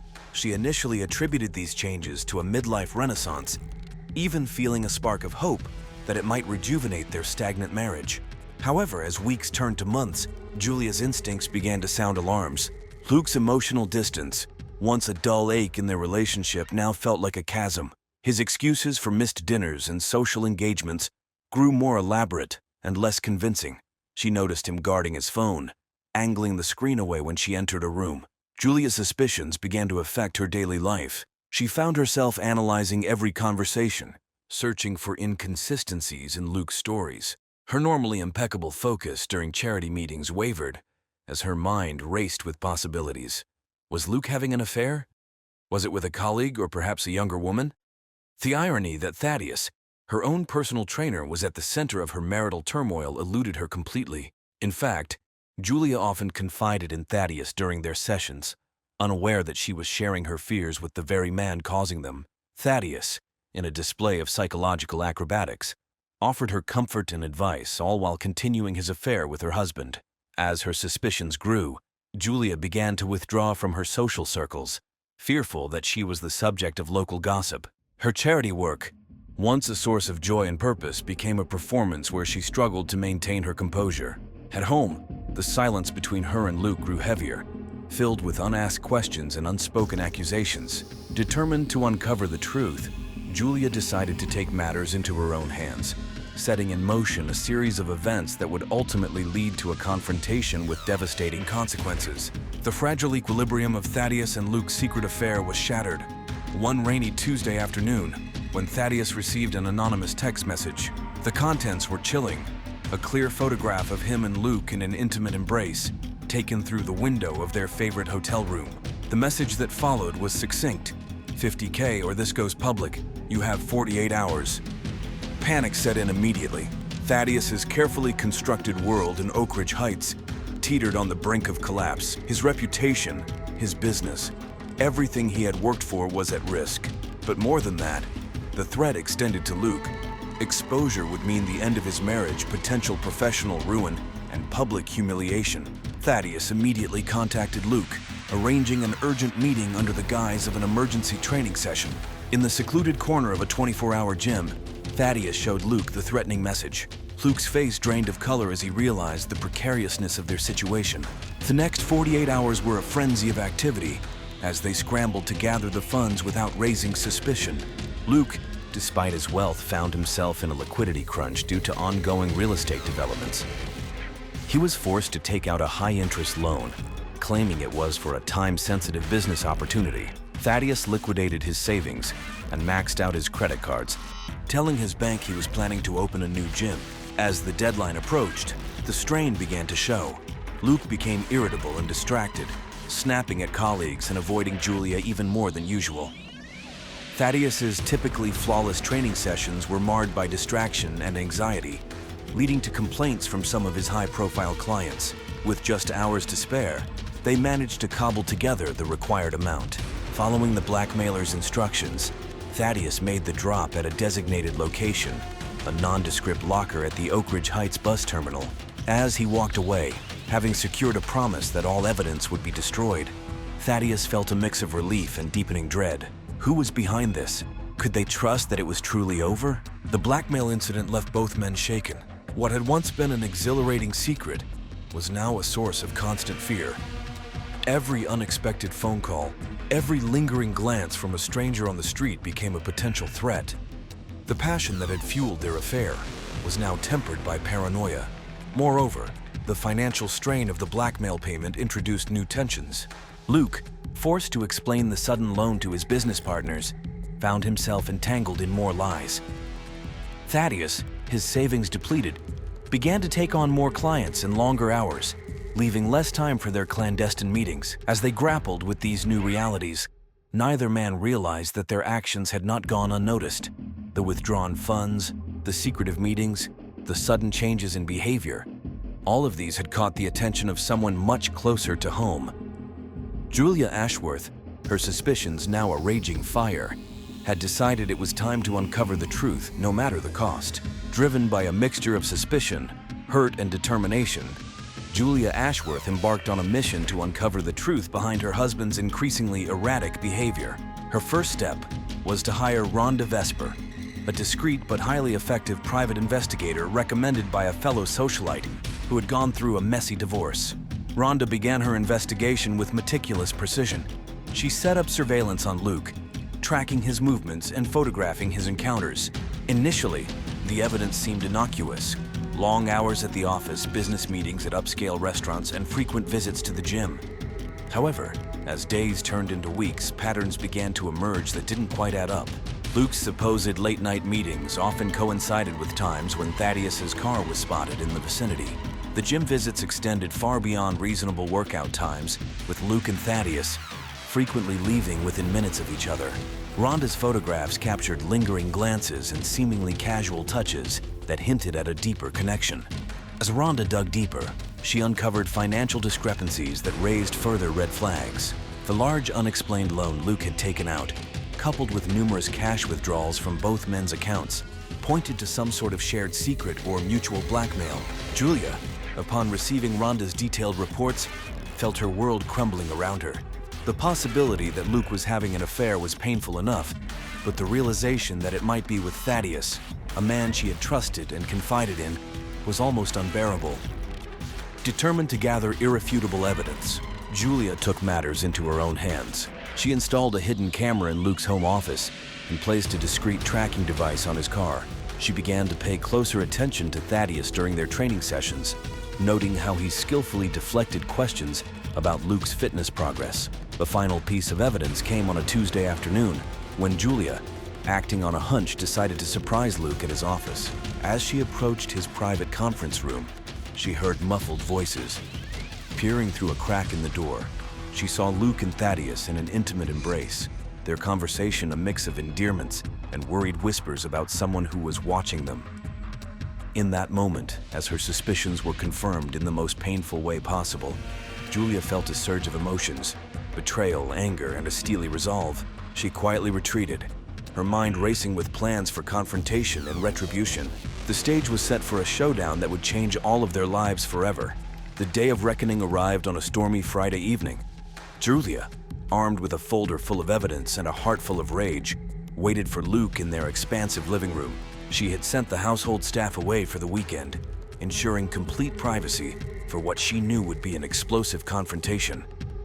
When Luke walked through the door, shaking rain from his coat, he was met with an icy stare from his wife. Julia, her voice eerily calm, asked him to sit down. Confused and slightly alarmed by her demeanor, Luke complied, his mind racing to recall if he had forgotten an important date or event. Julia began by sliding the folder across the coffee table. As Luke opened it, his face drained of color. Inside were photographs, bank statements, and a detailed timeline of his affair with Thaddeus. Julia watched, her composure cracking, as Luke's expression cycled through shock, shame, and finally desperate denial. "Luke, you've been lying to me for months," Julia said, her voice trembling with suppressed emotion. Luke, realizing the futility of further deception, attempted to explain.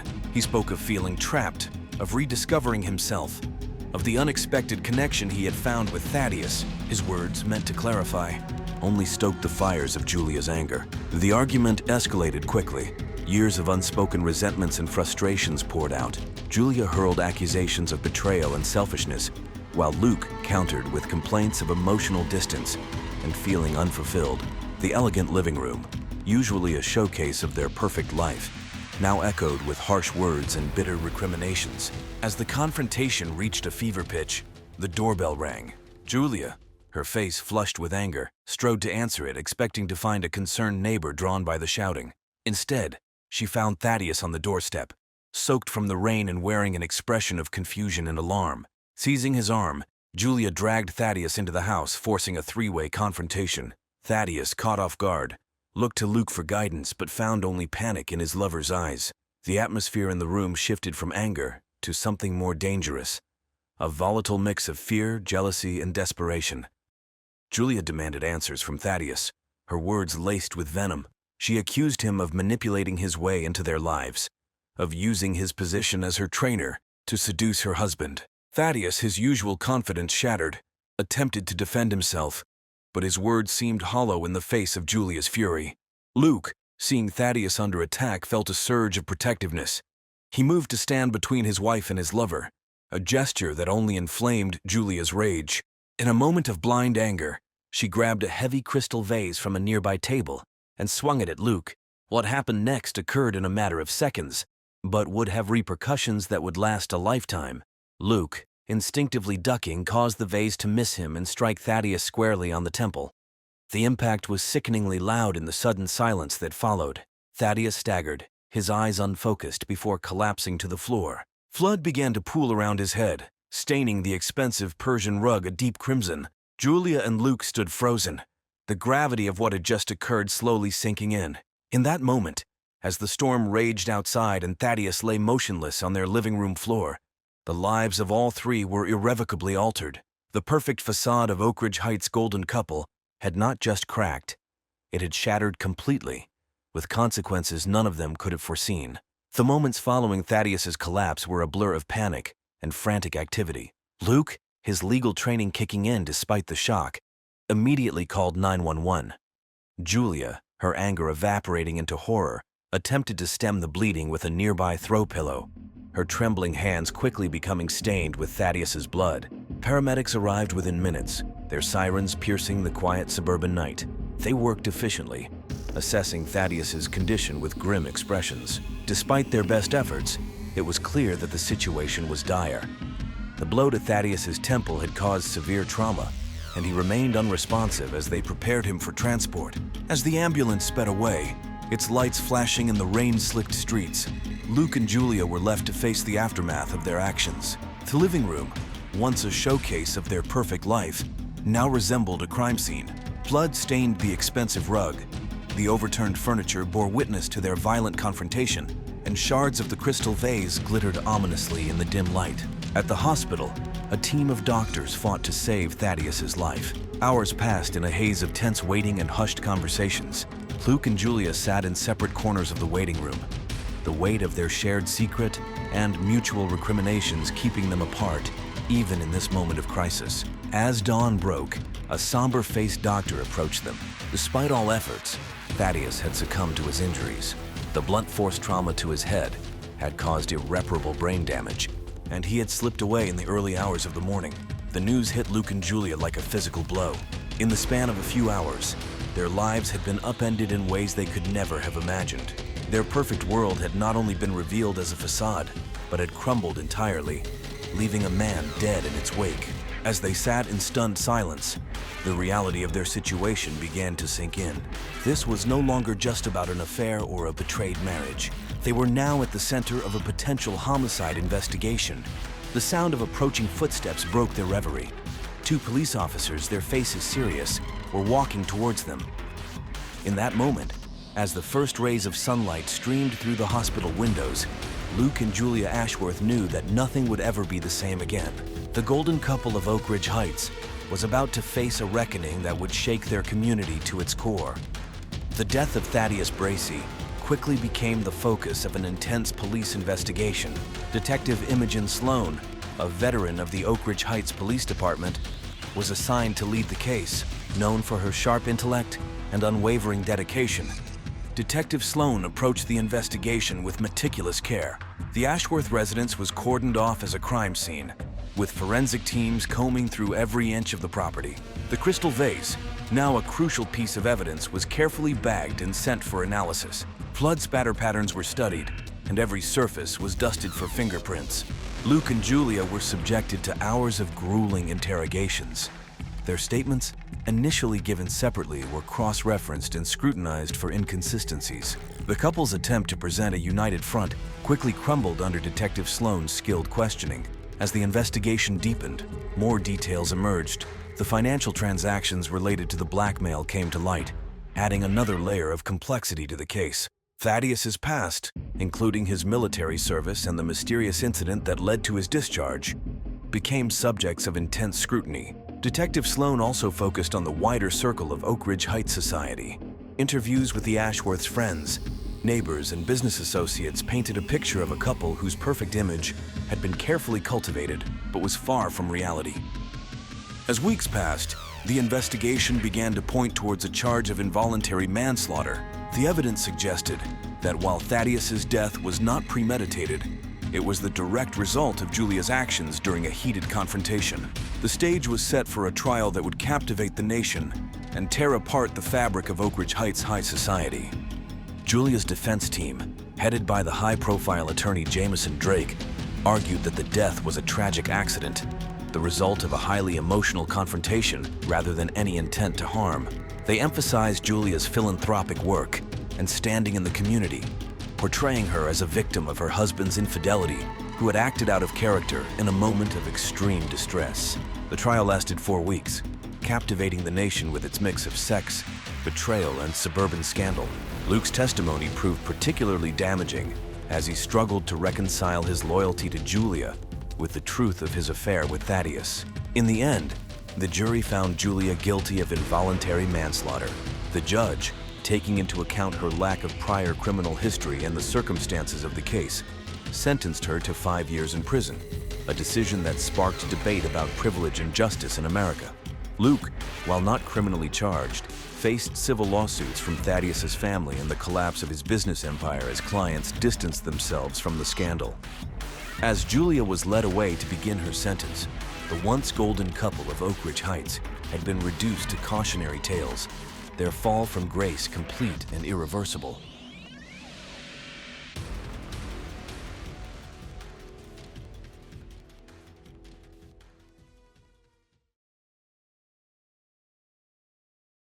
In the quiet streets of Oak Ridge Heights, a picturesque suburban enclave, the Blackwood residence stood as a beacon of domestic bliss. To the casual observer, Zephyr and Lorelei Blackwood epitomized the American dream. Successful careers, a beautifully maintained craftsman home, and a marriage that seemed to grow stronger with each passing year. Their neighbors often remarked on the couple's apparent devotion to one another, evidenced by their frequent dinner parties and synchronized jogging routines. But beneath the polished veneer of their seemingly perfect life, the Blackwoods harbored a secret that would ultimately lead to their undoing. For the past 2 years, Zephyr and Lorelei had been active participants in a local swinging community, a lifestyle choice that promised to add excitement and passion to their decade-long marriage. At first, their foray into the world of consensual non-monogamy seemed to reinvigorate their relationship. They spoke of feeling closer, more honest, and more in love than ever before. However, as with many things that glitter, the reality of their chosen path was far more complex and fraught with danger than either could have anticipated. What began as a mutual adventure in sexual exploration would eventually expose deep-seated insecurities and long-buried resentments. This is the story of how a couple's search for excitement and fulfillment led to jealousy, rage, and murder. Zephyr Blackwood was a rising star in the tech scene. With his sharp intellect and innovative ideas, he had quickly climbed the corporate ladder at a leading software company. Colleagues described him as driven, charismatic, and occasionally intense. Standing tall in a runner's physique, Zephyr turned heads wherever he went. Despite his professional success, those closest to him noted a persistent undercurrent of insecurity, stemming from a childhood marked by his parents' messy divorce and his father's subsequent absence. Lorelei Blackwood was Zephyr's perfect complement. A talented freelance graphic designer, she balanced her husband's Type A personality with her more laid-back, creative approach to life. With her warm eyes, infectious laugh, and curves that defied her dedication to yoga, Lorelei was the kind of person who made friends easily and kept them for life. Growing up in a large, boisterous family, she valued connection and openness above all else. The couple met during their senior year at the university. Zephyr was immediately drawn to Lorelei's free spirit and artistic talent, while she found herself captivated by his ambition and hidden vulnerability. Their whirlwind romance culminated in a beachside proposal just 6 months after graduation, and they married a year later in a lavish ceremony that was the talk of their social circle. For the first 7 years of their marriage, Zephyr and Lorelei seemed to have it all. They traveled extensively, built successful careers, and created a home that was the envy of their friends. However, as they approached their mid-30s, a sense of restlessness began to creep into their relationship. The passion that had once burned so brightly had dimmed to a comfortable but uninspiring glow. It was Lorelei who first broached the subject of exploring new avenues in their sex life. Always the more sexually adventurous of the two, she suggested they attend a few workshops on tantric practices and BDSM. Zephyr, eager to please his wife and reignite their spark, agreed enthusiastically. These workshops opened up new channels of communication between the couple, and they found themselves discussing fantasies and desires they had never before shared. It was during one of these conversations that the topic of swinging first arose. Lorelei had read about it online and was intrigued by the idea of consensual non-monogamy. Zephyr, initially hesitant, warmed to the concept as Lorelei painted a picture of increased intimacy and shared adventures. After months of discussion, research, and soul-searching, the Blackwoods decided to take the plunge. They created profiles on swinger websites, attended a few meet-and-greet events, and finally participated in their first full swap with another couple. The experience was exhilarating, and for a time it seemed to breathe new life into their marriage. Little did they know that this decision would set in motion a chain of events that would ultimately lead to tragedy. The Blackwoods' entry into the world of swinging was marked by a mix of nervous excitement and cautious optimism. Their first experience, a soft swap with a couple they met through a reputable swinger website, exceeded their expectations. The evening was filled with laughter, flirtation, and a level of sexual tension that neither Zephyr nor Lorelei had experienced in years. As they drove home, hands intertwined, they couldn't stop grinning at each other, already planning their next encounter. Over the next few months, Zephyr and Lorelei became regulars in swinging scene. They attended parties at upscale clubs, participated in intimate gatherings at private homes, and even organized a few events of their own. Their social circle expanded rapidly, filled with like-minded couples who shared their desire for excitement and sexual exploration. Lorelei, in particular, thrived in this new environment. Her natural charisma and open-mindedness made her a favorite among their swinging friends. She reveled in the attention she received from both men and women, and her confidence soared. Zephyr, too, seemed to flourish initially. He enjoyed the ego boost that came from other women finding him attractive, and he took pride in having a wife that others desired. The couple's sex life, both with others and between themselves, reached new heights of passion and intensity. They found themselves experimenting with fantasies and kinks they had never before considered. Lorelei would often joke that they were having more sex now than they did in their first year of marriage. As they became more comfortable with the lifestyle, the Blackwoods began to form deeper connections with some of the couples they met. They particularly clicked with Ether and Nova Sterling, a pair of free-spirited artists who had been in the swinging scene for years. The four of them often got together for dinner and drinks, which would invariably lead to steamy encounters that left everyone satisfied. However, as the months wore on, subtle changes began to occur in the dynamics of Zephyr and Lorelei's relationship. While Lorelei continued to embrace the lifestyle with enthusiasm, Zephyr started to show signs of discomfort. He began to notice the way other men looked at his wife, the ease with which she flirted and connected with their swinging partners. What had once been a source of pride now stirred uncomfortable feelings in the pit of his stomach. Zephyr found himself paying closer attention to Lorelei's interactions, especially with Ether Sterling. He couldn't help but notice the lingering touches, the inside jokes, the way Lorelei's eyes seemed to light up in Ether's presence.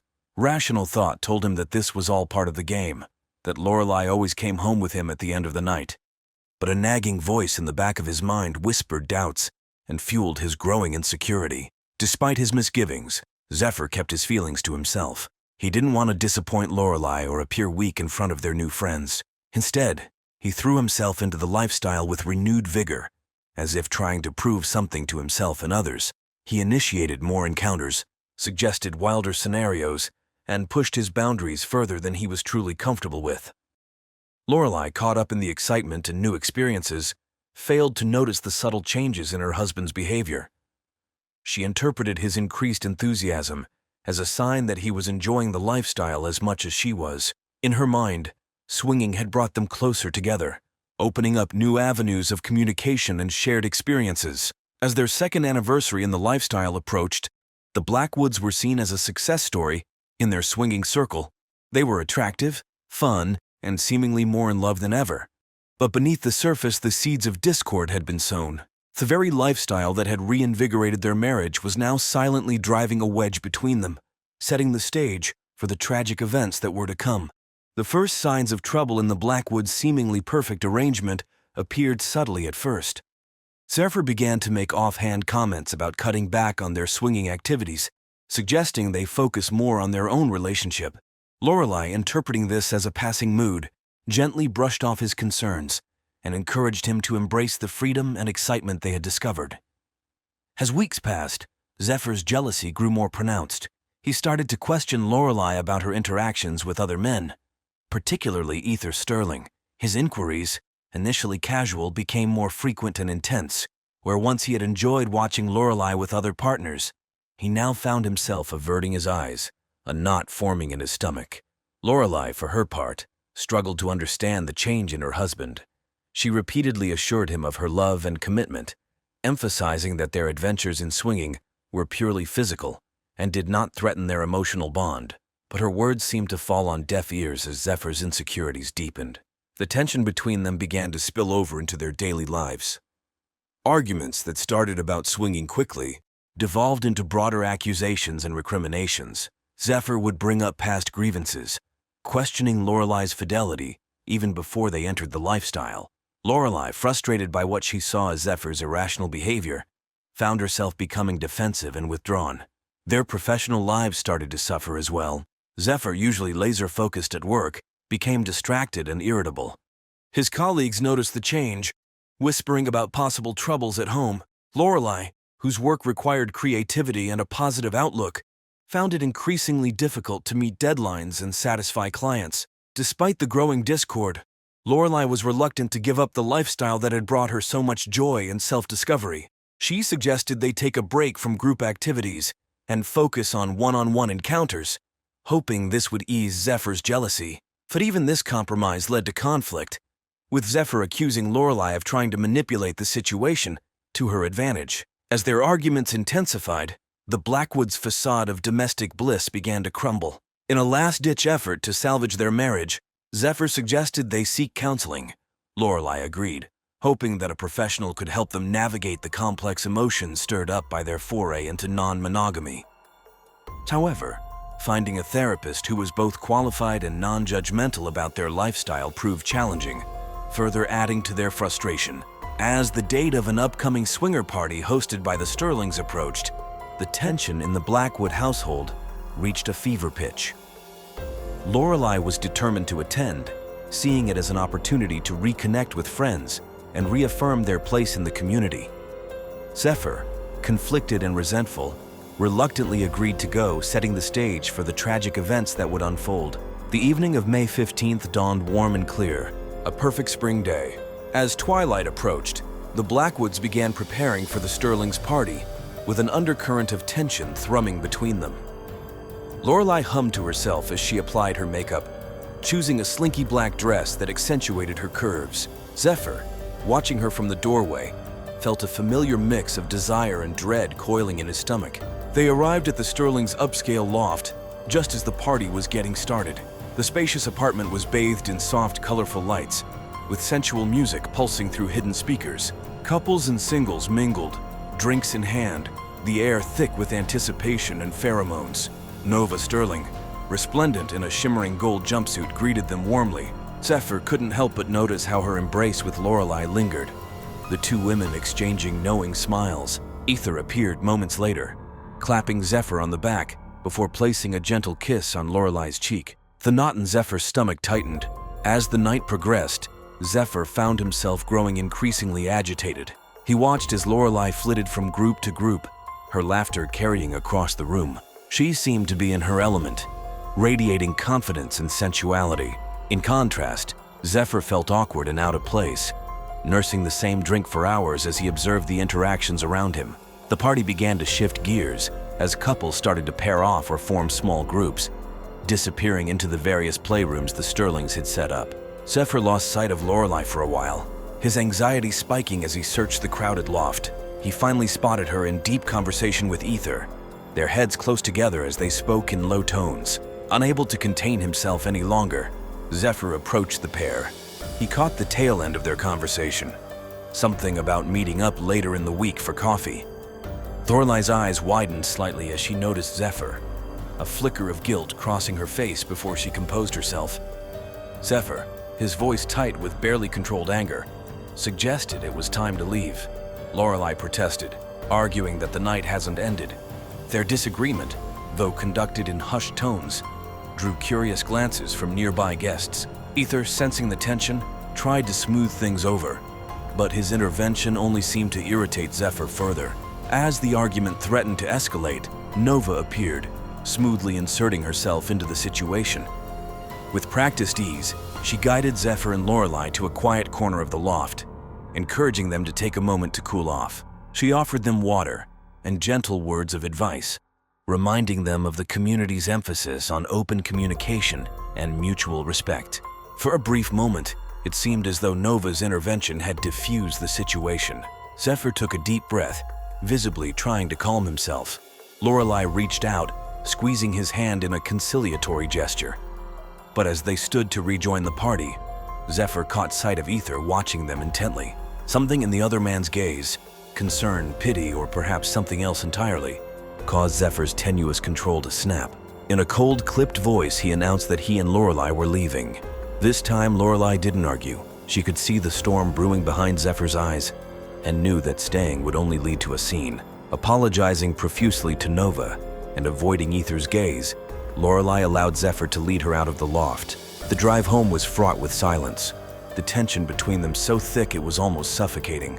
Lorelei stared out the window, her earlier vivacity replaced by a wary exhaustion. Zephyr gripped the steering wheel so tightly his knuckles turned white. His jaw clenched as he navigated the nearly empty streets. As they pulled into their driveway, neither made a move to exit the car immediately. For a long moment they sat in silence, the weight of unspoken words pressing down on them. Finally, Lorelei turned to Zephyr, her voice soft but firm as she said, "We need to talk about this. We can't go on like this." Zephyr nodded stiffly, his expression unreadable in the dim light. Without a word, he got out of the car and headed for the front door. Lorelei followed, her heart heavy with the knowledge that the conversation to come would likely change their lives forever. Neither of them could have predicted just how prophetic that feeling would prove to be. As soon as the front door closed behind them, the facade of calm they had maintained in public crumbled. Zephyr rounded on Lorelei, his face contorted with a mix of anger and pain. The words tumbled out of him in a torrent of accusations and grievances, all the doubts and fears he had been harboring for months, finally finding voice. He raged about her behavior at the party, the way she had flirted openly with Ether and others. He brought up past encounters, dissecting them with jealous scrutiny, finding evidence of betrayal in the smallest gestures and glances. His voice rose as he spoke of the coffee plans he had overheard, convinced it was proof of an ongoing affair. Lorelei, initially stunned by the ferocity of Zephyr's outburst, found her own anger rising to meet his. She defended herself vehemently, reminding him that openness and honesty had always been the foundation of their relationship and their foray into swinging. She accused him of hypocrisy, pointing out his own enthusiastic participation in their lifestyle choice until recently. Their argument echoed through the house, a cacophony of hurt feelings and misunderstandings. Lorelei tried to reason with Zephyr, to make him see that his jealousy was unfounded, but her words seemed to bounce off him without making an impact. In frustration, she brought up his own dalliances within the swinging community, asking why it was acceptable for him, but not for her. This only served to enrage Zephyr further. He advanced on Lorelei, his tall frame looming over her as he backed her into a corner of their living room. Lorelei, feeling trapped and increasingly frightened by Zephyr's uncharacteristic aggression, attempted to push past him. In that moment, something in Zephyr snapped. As Lorelei tried to move away, he grabbed her arms, his fingers digging into her skin with bruising force. Lorelei cried out in pain and surprise, her eyes wide with disbelief as she stared at the man she had loved for over a decade, suddenly unrecognizable in his fury. She struggled against his grip, her own anger giving way to fear as she realized how out of control the situation had become. Zephyr, lost in a haze of jealousy and rage, didn't seem to hear her pleas to let go. In her desperation to break free, Lorelei's hand caught Zephyr across the face, her nails leaving angry red scratches on his cheek. The physical contact seemed to push Zephyr over the edge. With a roar of inarticulate rage, he shoved Lorelei hard. She stumbled backwards, her heel catching on the edge of the area rug. Time seemed to slow as she fell, her arms flailing as she tried to catch herself. But there was nothing to break her fall, and her head struck the corner of the solid oak coffee table with a sickening thud. The sound seemed to snap Zephyr out of his frenzy. He stood frozen, watching in horror as Lorelei crumpled to the floor, a small pool of blood beginning to form beneath her head. The silence that followed was deafening, broken only by Zephyr's ragged breathing. For several long moments, he remained rooted to the spot, his mind struggling to process what had just happened. Then, as if moving through molasses, he stumbled towards Lorelei's motionless form. He fell to his knees beside her, hands shaking as he reached out to touch her. Her skin was still warm, but as he frantically searched for a pulse, he found nothing. The reality of the situation crashed over Zephyr like a tidal wave. He had done the unthinkable. In a moment of uncontrolled anger, he had taken the life of the woman he loved. As the enormity of his actions began to sink in, Zephyr let out a howl of anguish, cradling Lorelei's lifeless body in his arms as tears streamed down his face. In the quiet suburban street outside, a neighbor who had been walking his dog paused, startled by the sound of despair emanating from the Blackwood residence. It was a cry that would haunt the neighborhood for years to come, marking the moment when a loving marriage ended in unimaginable tragedy. The early morning calm of Oak Ridge Heights was shattered by the arrival of police cruisers and an ambulance, their lights painting the tree-lined street in alternating flashes of red and blue. Neighbors emerged from their homes as they watched the unfolding scene, with a mix of curiosity and dread. Detective Rhiannon Frost, a veteran of Homicide Division, arrived on the scene shortly after the first responders. As she ducked under the crime scene tape, she was struck by the contrast between the manicured exterior of the Blackwood home and the chaos that awaited inside. The living room, once a showcase of tasteful decor, now bore the unmistakable signs of violence. The coffee table was askew. A lamp lay shattered on the floor, and at the center of it all was the body of Lorelei Blackwood, partially covered by a sheet. Forensic technicians moved around the room with practiced efficiency, photographing and collecting evidence. Frost's keen eyes took in every detail. Dr. Kai Nakamura briefed her on their initial findings. The cause of death appeared to be blunt force trauma to the head, likely from impact with the corner of the coffee table. Signs of a struggle were evident, including bruising on the victim's arms and defensive wounds on her hands. As Nakamura spoke, Frost's attention was drawn to the figure of Zephyr Blackwood, seated on a dining room chair, his head in his hands. He was still wearing the clothes from the previous night's party, now rumpled and stained.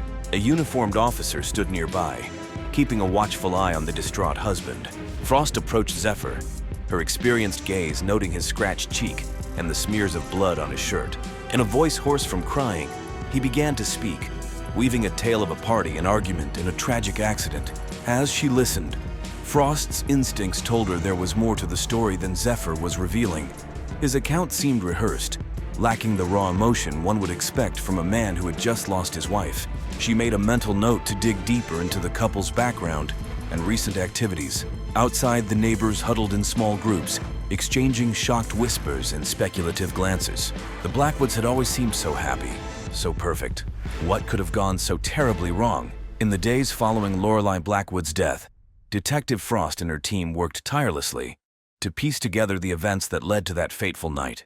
Their investigation began to reveal a complex web of relationships and hidden tensions that lay beneath the surface of the Blackwoods' seemingly idyllic life. Interviews with friends and colleagues painted a picture of a couple who had recently embraced the swinging lifestyle. While many expressed surprise at this revelation, a select few provided valuable insights into the dynamics of the Blackwoods' open marriage. Nova Sterling, in particular, proved to be a crucial witness, recounting the argument she had witnessed at the party and the obvious tension between Zephyr and Lorelei. As the detectives delved deeper, they uncovered a trail of digital evidence that shed light on the couple's private life.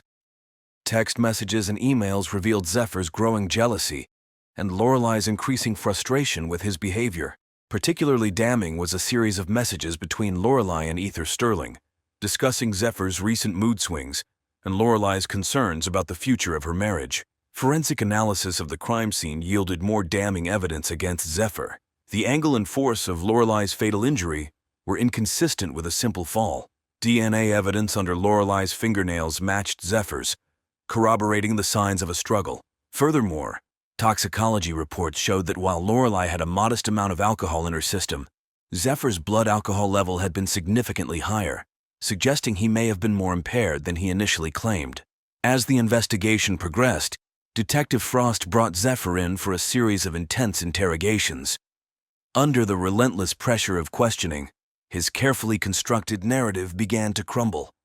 Inconsistencies in his story emerged, and his demeanor shifted from grief-stricken widow to a man consumed by guilt and fear. In a dramatic turn of events, Ether Sterling came forward with additional information.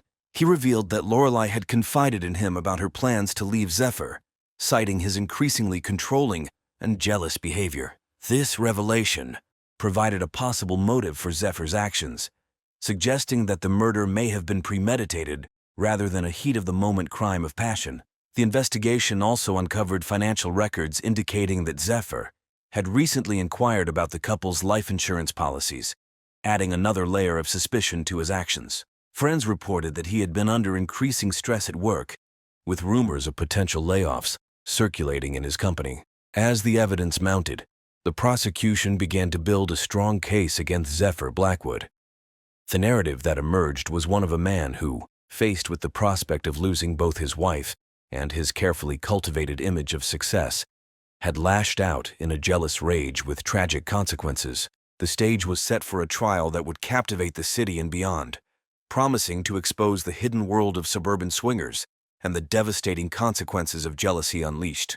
Prosecutor Vivian Zhao opened the proceedings with a powerful statement, painting a vivid picture of a marriage destroyed by jealousy and a woman's life cut tragically short. She promised to prove beyond a reasonable doubt that Zephyr Blackwood had murdered his wife in a fit of rage, driven by his inability to control her and his fear of losing her. The defense countered with a narrative of a tragic accident, the result of a loving marriage strained by lifestyle choices that neither party was fully prepared for. Holloway sought to portray Zephyr as a devoted husband, overwhelmed by circumstances beyond his control. As the trial progressed, a parade of witnesses took the stand. Nova and Ether Sterling provided crucial testimony about the Blackwoods' involvement in the swinging community and the visible tension between them on the night of Lorelei's death. Their accounts were both illuminating and scandalous, causing a stir in the courtroom and generating salacious headlines. Forensic experts presented detailed analyses of the crime scene, with Dr. Kai Nakamura delivering damning testimony about the nature of Lorelei's injuries. His assertion that the fatal wound was inconsistent with an accidental fall dealt a significant blow to the defense's case. Perhaps the most dramatic moment of the trial came when Zephyr Blackwood himself took the stand. Under Holloway's careful guidance, he presented himself as a man deeply in love with his wife, who had agreed to explore swinging to please her. He spoke of his growing discomfort with the lifestyle and his fears that he was losing Lorelei to it. However, under Zhao's relentless cross-examination, Zephyr's carefully constructed facade began to crumble. She confronted him with text messages, emails, and witness statements that contradicted his version of events. As the questioning intensified, Zephyr's composure slipped, revealing flashes of the anger and jealousy that had led to that fatal night. The gallery watched in rapt attention as Zephyr struggled to maintain his story under the prosecution's onslaught. His voice cracked as he recounted the final argument with Lorelei, and for a moment, it seemed as though he might break down and confess. But he managed to hold himself together, sticking to his claim of a tragic accident to the end. As the trial neared its conclusion, both the prosecution and defense delivered impassioned closing arguments. So urged the jury to see through Zephyr's lies and hold him accountable for the brutal act that had ended Lorelei's life. Holloway, in turn, pleaded for understanding, asking the jury to consider the complex emotions and circumstances that had led to this tragedy.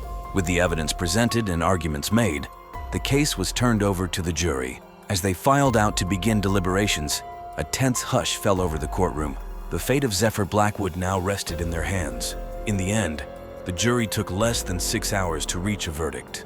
Zephyr Blackwood was found guilty of second-degree murder, a decision that sent shockwaves through the community and brought a measure of closure to Lorelei's grieving family and friends. The judge, citing the brutal nature of the crime and Zephyr's lack of remorse, sentenced him to 25 years to life in prison. The aftermath of the trial left an indelible mark on the community. The case had exposed the hidden world of suburban swingers, leading to heated debates about morality, trust, and the nature of modern relationships. Some couples who had been part of the lifestyle quietly distanced themselves, while others became vocal advocates for ethical non-monogamy, emphasizing the importance of communication and consent. In the end, the tragic story of Zephyr and Lorelei Blackwood served as a cautionary tale, a reminder that even the strongest relationships can be undone by jealousy, mistrust, and uncontrolled anger. Their story would be remembered not just as a sensational crime, but as a complex human tragedy, born from the eternal struggle between love, desire, and the need for control.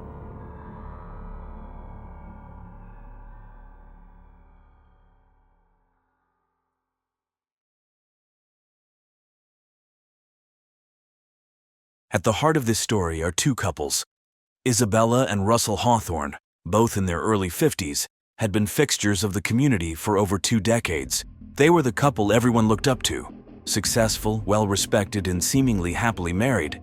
Their home was often the center of neighborhood gatherings. Just 3 houses down, the newly wedded Zara and Eric Donovan had recently moved in. Both in their mid-20s, they brought a youthful energy to the street that had long been dominated by older families and retirees. Their arrival was met with curiosity and warmth by their neighbors, particularly the Hawthornes. Little did anyone know that the lives of these 4 individuals would soon become entangled in a web of desire, obsession, and murder. What began as a daring experiment in sexual exploration would spiral into a nightmare that would leave one dead, one behind bars, and 2 others grappling with the consequences of their choices. This is the story of how a seemingly innocent proposition led to a brutal crime that would be splashed across national headlines and forever change the lives of those involved. It's a cautionary tale of the dangers that can lurk beneath the surface of even the most ordinary-seeming individuals and the devastating consequences of stepping outside societal norms. Isabella Hawthorne had always been the golden girl. Growing up in Seattle, she was the captain of her high school cheerleading squad, prom queen and valedictorian. But Isabella was more than just a pretty face. She had a sharp mind and boundless ambition. She met Russell Hawthorne during her sophomore year at the University of Washington. Russell, 2 years her senior, was the star quarterback with a bright future ahead of him. Their courtship was the stuff of campus legend, the perfect couple that everyone envied. They married shortly after Isabella's graduation, with dreams of conquering the world together. Russell's promising football career was cut short by a knee injury in his first year as a professional player. He pivoted to sports management, quickly climbing the corporate ladder. Isabella, meanwhile, pursued a career in marketing, her creativity and drive making her a rising star in the field. Their move coincided with the birth of their daughter, Lily. They threw themselves into parenthood and their careers with equal fervor. From the outside, they seemed to have it all: successful careers, a beautiful home, and a loving family. But as the years went by, cracks began to appear in their perfect facade. Russell's work kept him away from home for longer stretches, and he began to put on weight, losing the athletic physique that had first attracted Isabella. For her part, Isabella found herself increasingly restless. With Lily away at college, the house felt empty, and her job no longer provided the satisfaction it once did. Isabella began to wonder if this was all there was to life. She started yoga classes and joined a book club, searching for something to fill the growing void she felt. She found herself envying the young couples she saw, with their passionate embraces and carefree laughter. When was the last time she and Russell had shared such moments? Russell, oblivious to his wife's discontent, continued his routine of long hours at the office, followed by evenings in front of the TV with a beer in hand. Their conversations became perfunctory, limited to discussions about bills, home maintenance, and occasional updates about Lily. As her 50th birthday approached, Isabella felt a growing sense of panic. Was this how she would spend the rest of her life? The woman who had once been voted most likely to succeed now felt trapped in a gilded cage of her own making. It was in this state of mind that Isabella first laid eyes on Eric Donovan.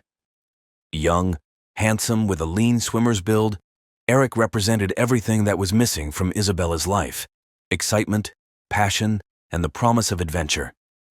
For the first time in years, Isabella felt a stirring of desire.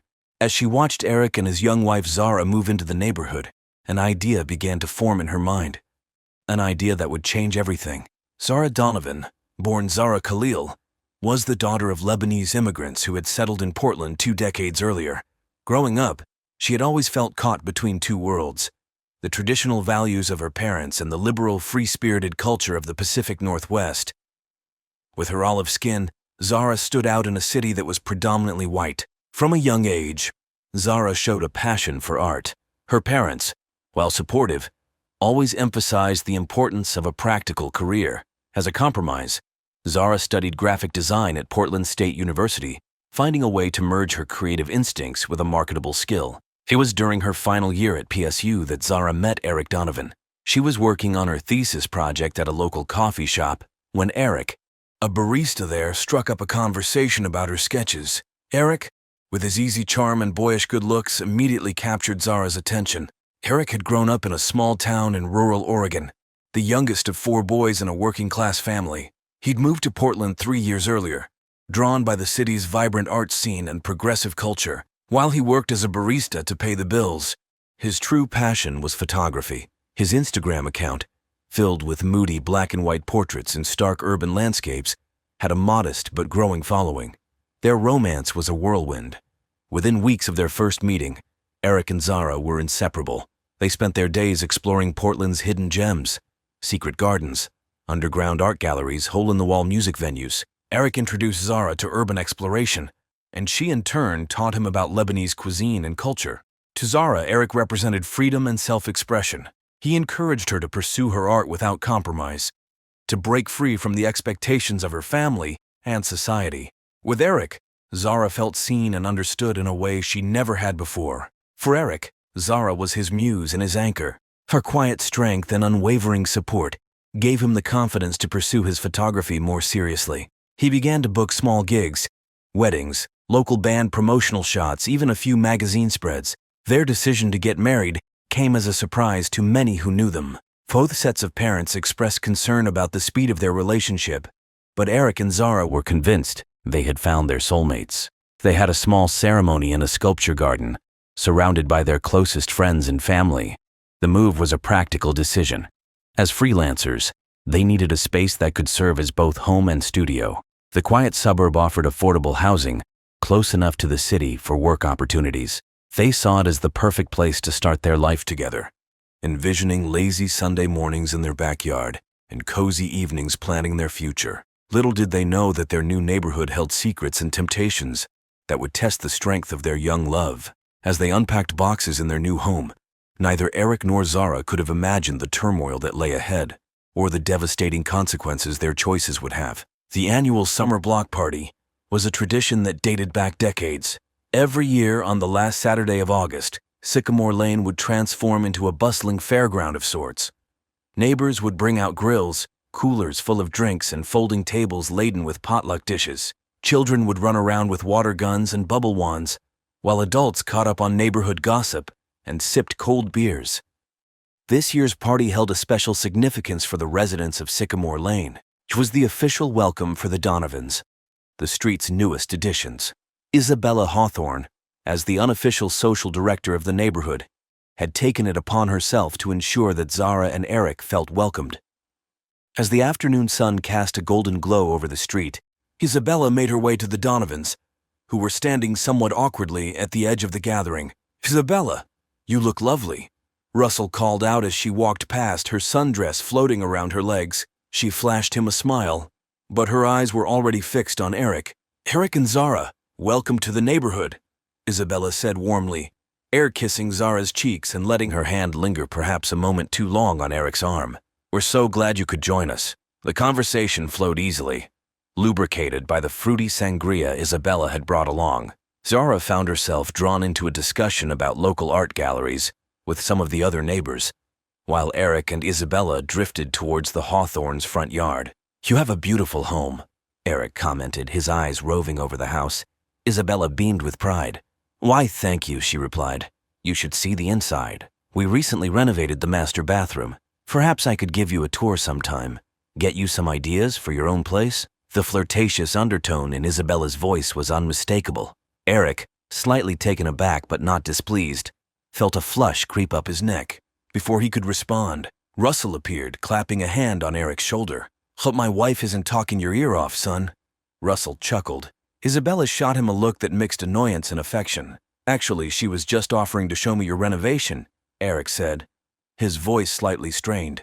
As the evening wore on, the two couples found themselves gravitating towards each other. Zara, charmed by Russell's dad jokes and genuine interest in her artwork, found herself relaxing for the first time since moving in. Isabella, meanwhile, hung on Eric's every word as he described his photography projects. By the time the party wound down, seeds had been planted, seeds of attraction, curiosity, and temptation that would soon grow into something none of them could have anticipated. It was a week after the block party that Isabella first broached the subject with Russell. They were in bed, the TV droning in the background, when Isabella turned to her husband with a mischievous glint in her eye. Isabella broached the subject with Russell one night, as they lay in bed. Her voice was casual, but there was an undercurrent of excitement as she asked if he had ever considered spicing up their love life.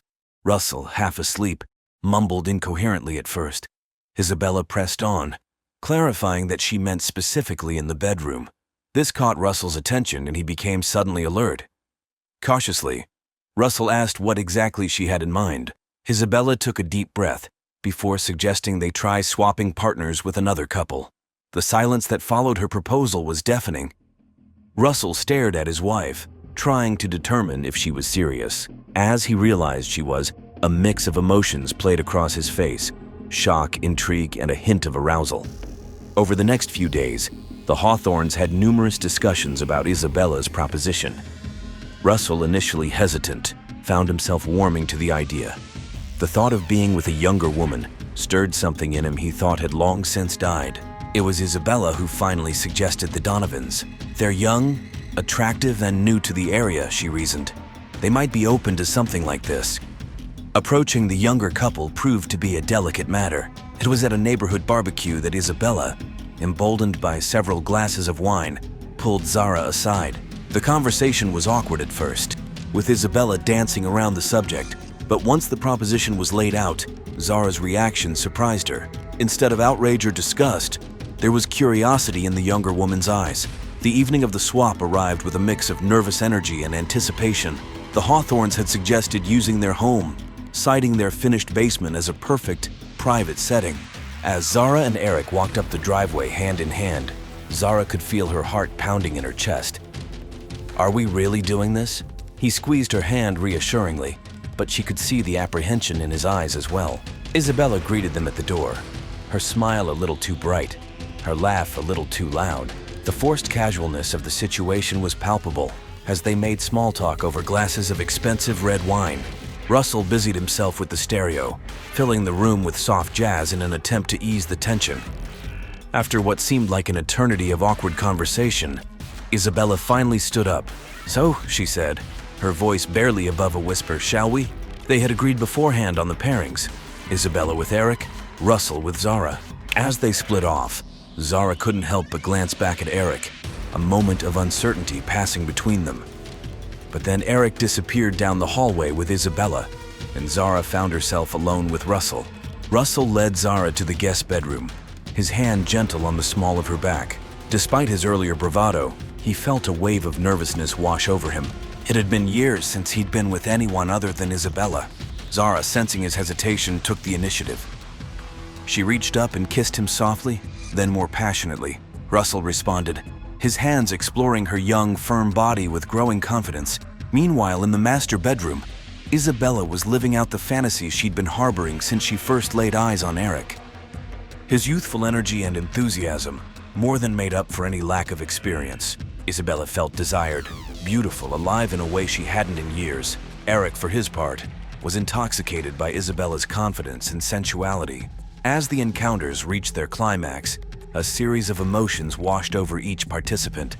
Excitement, pleasure, guilt, and an unexpected emptiness all mingled together in a confusing cocktail. Afterwards, as they all reconvened in the living room, an awkward silence fell over the group.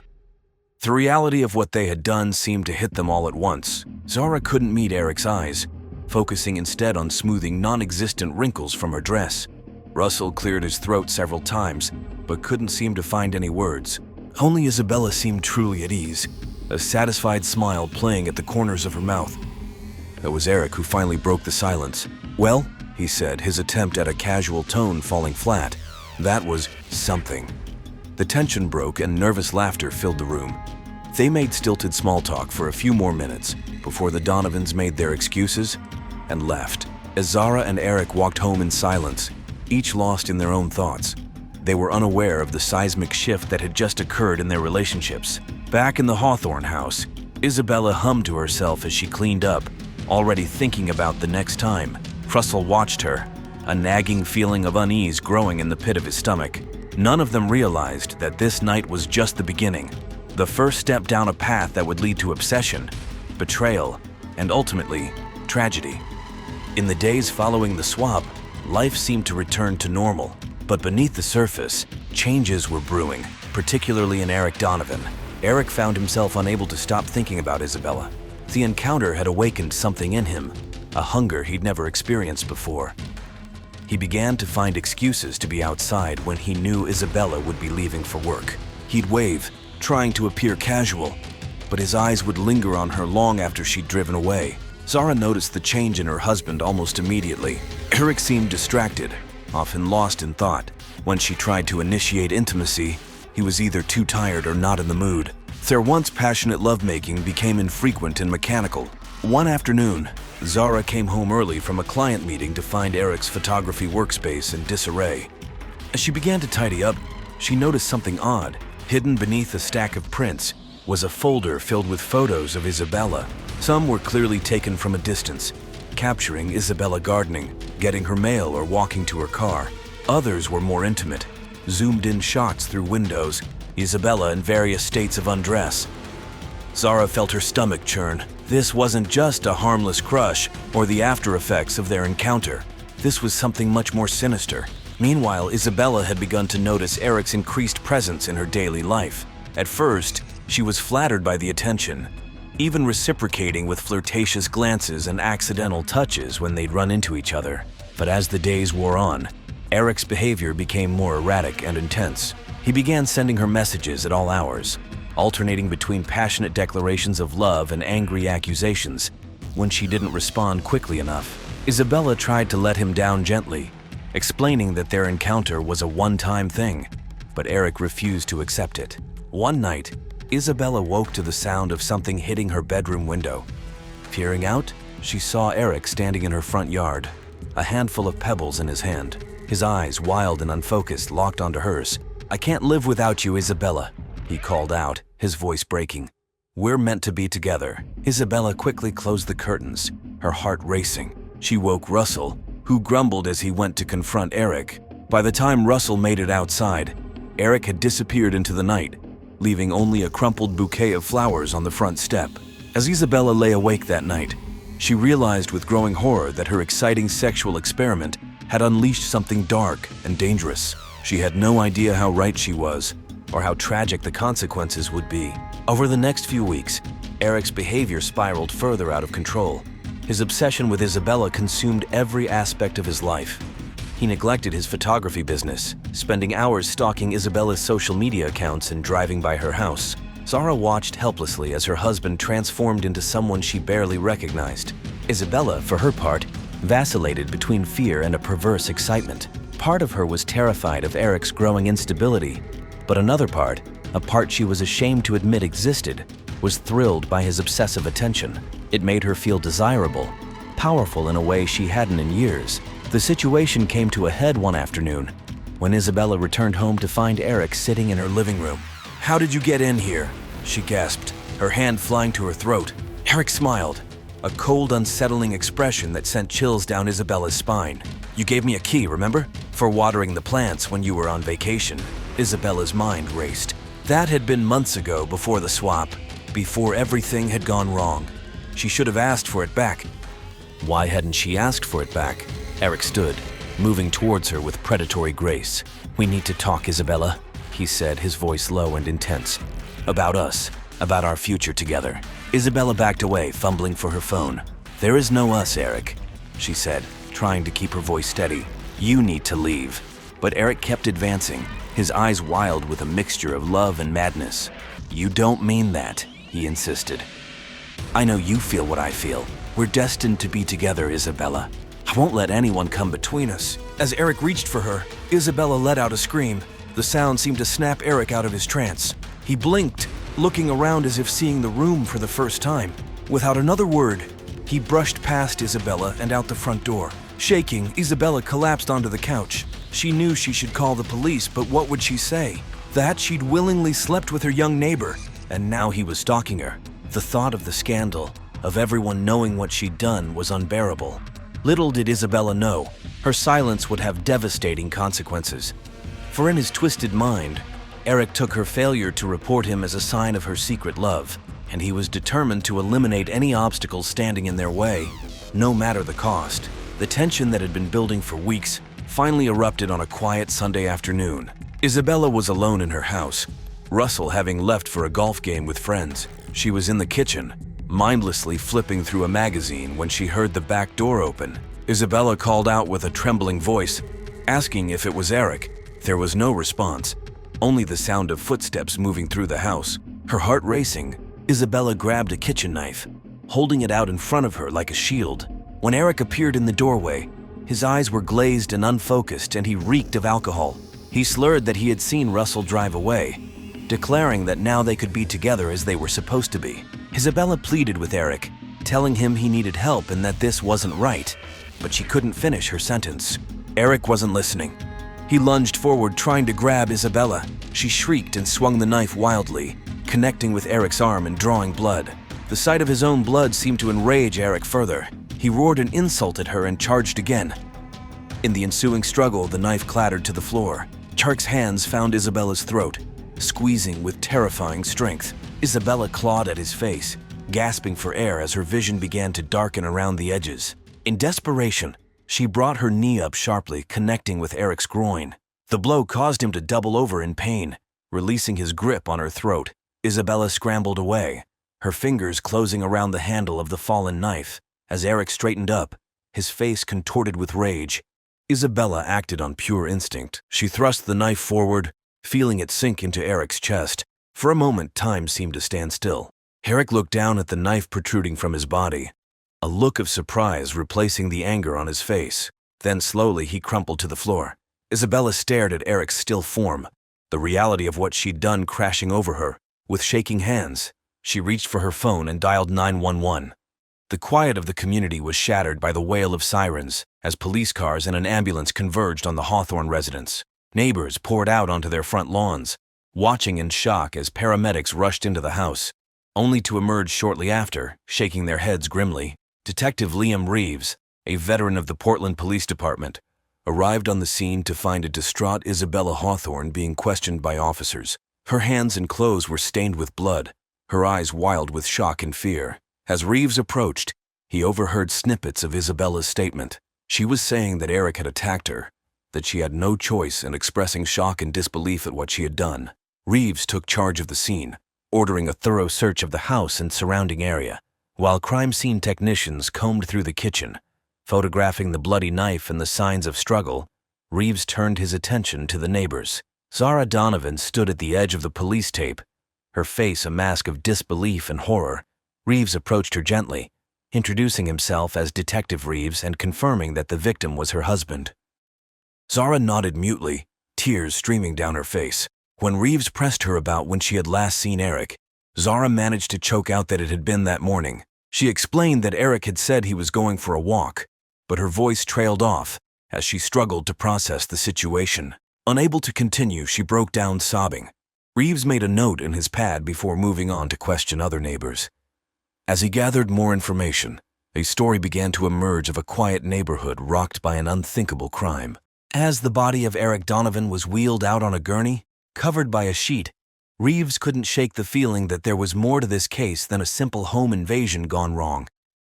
The look in Isabella Hawthorne's eyes, a mixture of relief and guilt, told him that unraveling the truth would be a complex and delicate process. In the days following Eric's death, Detective Reeves dove deep into the lives of both the Hawthornes and the Donovans. What he uncovered was a tangled web of secrets and lies that painted a very different picture from the initial reports of a random break-in. Interviews with neighbors revealed whispers of an illicit affair between Isabella and Eric.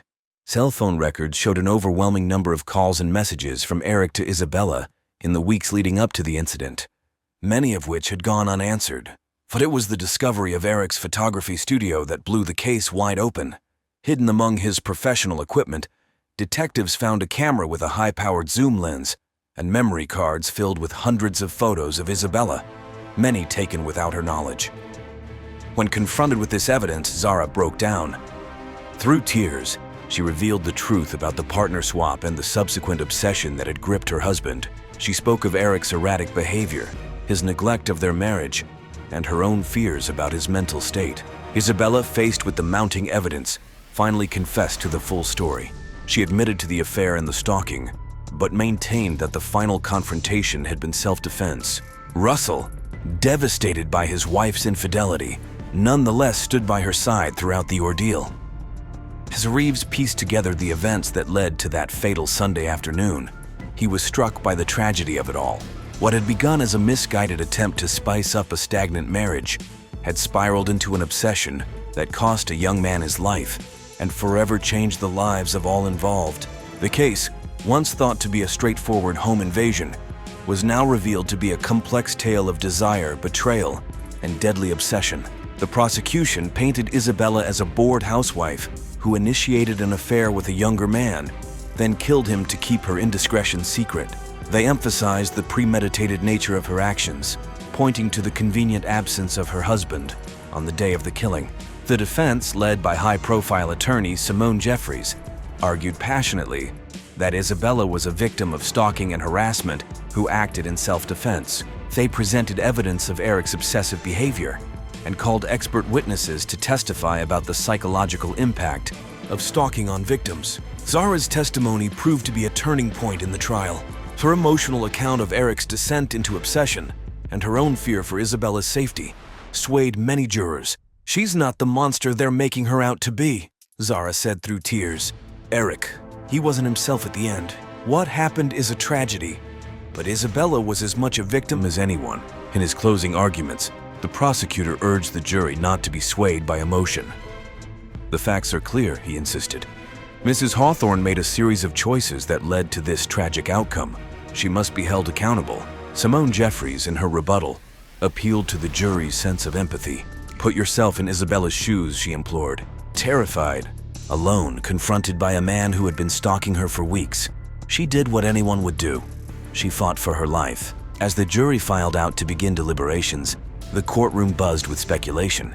The fate of Isabella Hawthorne and the final judgment on this suburban tragedy now rested in their hands. Isabella Hawthorne was sentenced to 5 years in prison, with the possibility of parole after 3. As Isabella was led away from the courtroom, the impact of the tragedy on all involved was palpable. Russell Hawthorne, his face haggard from the stress of the trial, watched his wife disappear through the courtroom doors. Despite the revelations of her infidelity, he had stood by her throughout the ordeal. Now he faced the prospect of years alone, grappling with the consequences of their ill-fated experiment. Zara Donovan, widowed and alone, retreated from public life. The trauma of losing Eric and the public exposure of their private lives left deep scars. She threw herself into her art, producing a series of haunting paintings that would later be hailed as a powerful exploration of grief and betrayal. The residents struggled to come to terms with the events that had shattered their peaceful community. The Hawthorne and Donovan houses stood empty, constant reminders of the tragedy that had unfolded. Some neighbors moved away, unable to bear the memories. Those who stayed found their trust in one another irrevocably altered.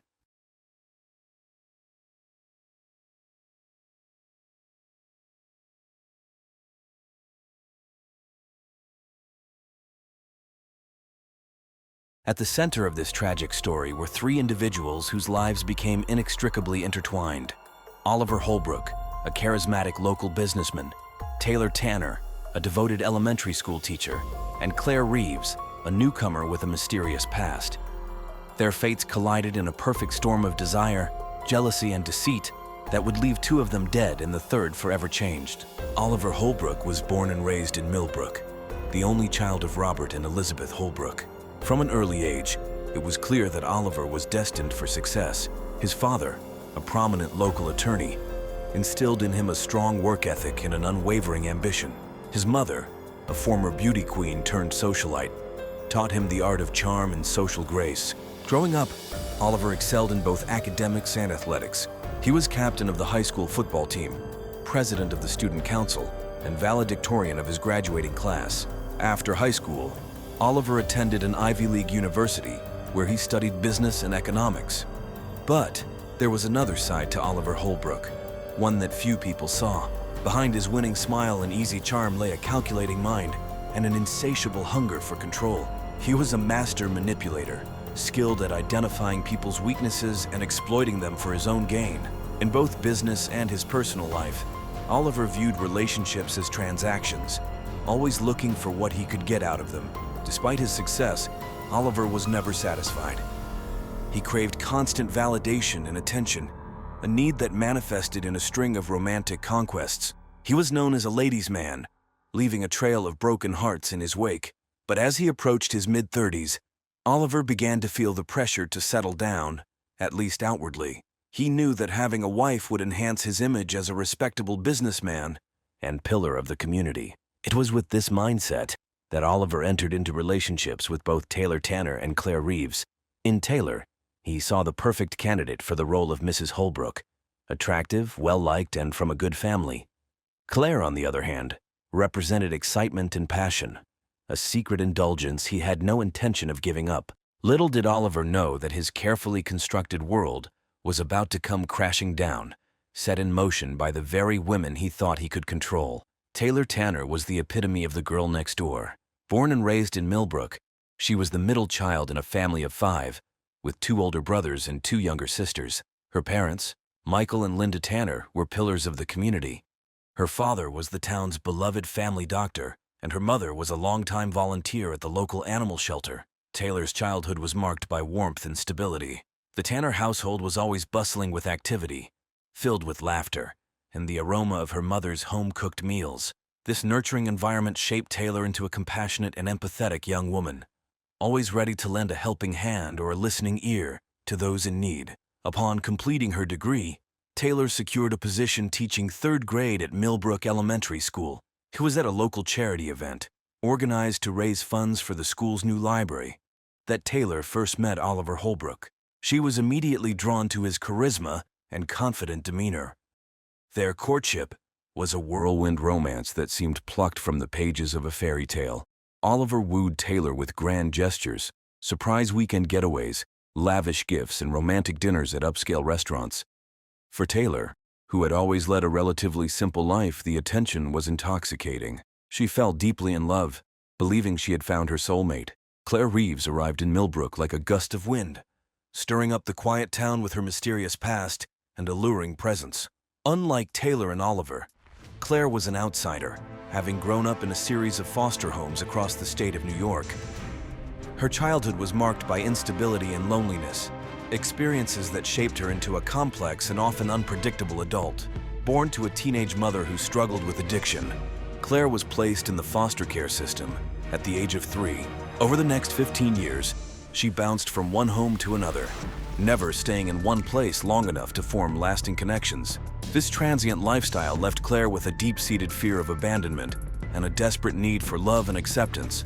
Despite the challenges of her upbringing, Claire was fiercely intelligent and ambitious. She excelled in school, using her studies as an escape from the chaos of her personal life. Her academic success eventually earned her a scholarship to a prestigious university in New York City, where she studied psychology. After graduation, Claire worked as a marketing executive in Manhattan for several years. She was successful in her career, but her personal life was a series of short-lived, tumultuous relationships. Each failed romance left her feeling more empty and desperate for connection. It was in the wake of a particularly painful breakup that Claire decided to leave the city behind and start fresh. She had inherited a modest sum of money from a former foster mother who had shown her particular kindness, and she used this windfall to buy a small cottage on the outskirts of Millbrook. Claire was drawn to the town's picturesque charm and the promise of a simpler life. Upon her arrival in Millbrook, Claire quickly caught the attention of the locals. Her striking looks and big city sophistication made her stand out in the small town.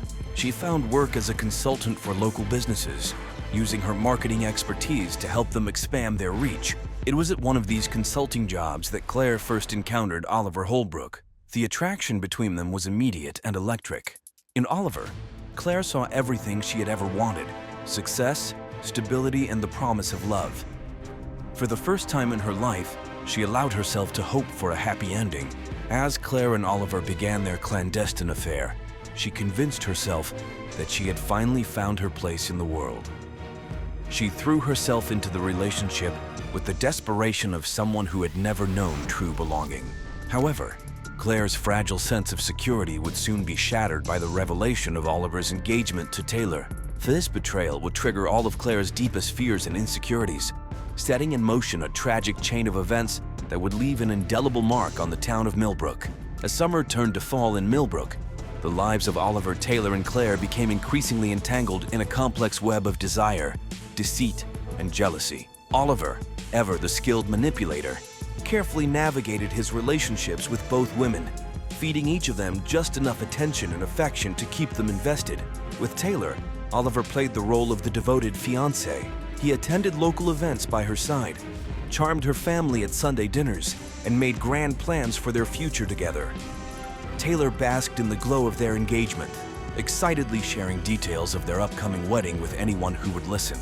Meanwhile, Oliver's encounters with Claire took place in the shadows. They met in out-of-the-way restaurants in neighboring towns, or at Claire's secluded cottage. During these stolen moments, Oliver showered Claire with the passion and intensity that he carefully held back from Taylor. He fed Claire's hopes with vague promises of a future together, always with the caveat that he needed time to handle things with Taylor. As the weeks passed, tension began to build between Taylor and Claire, even though Taylor remained unaware of the true nature of Claire's relationship with Oliver. The two women often found themselves at the same local events, with Claire's presence invariably drawing Oliver's attention away from his fiancée.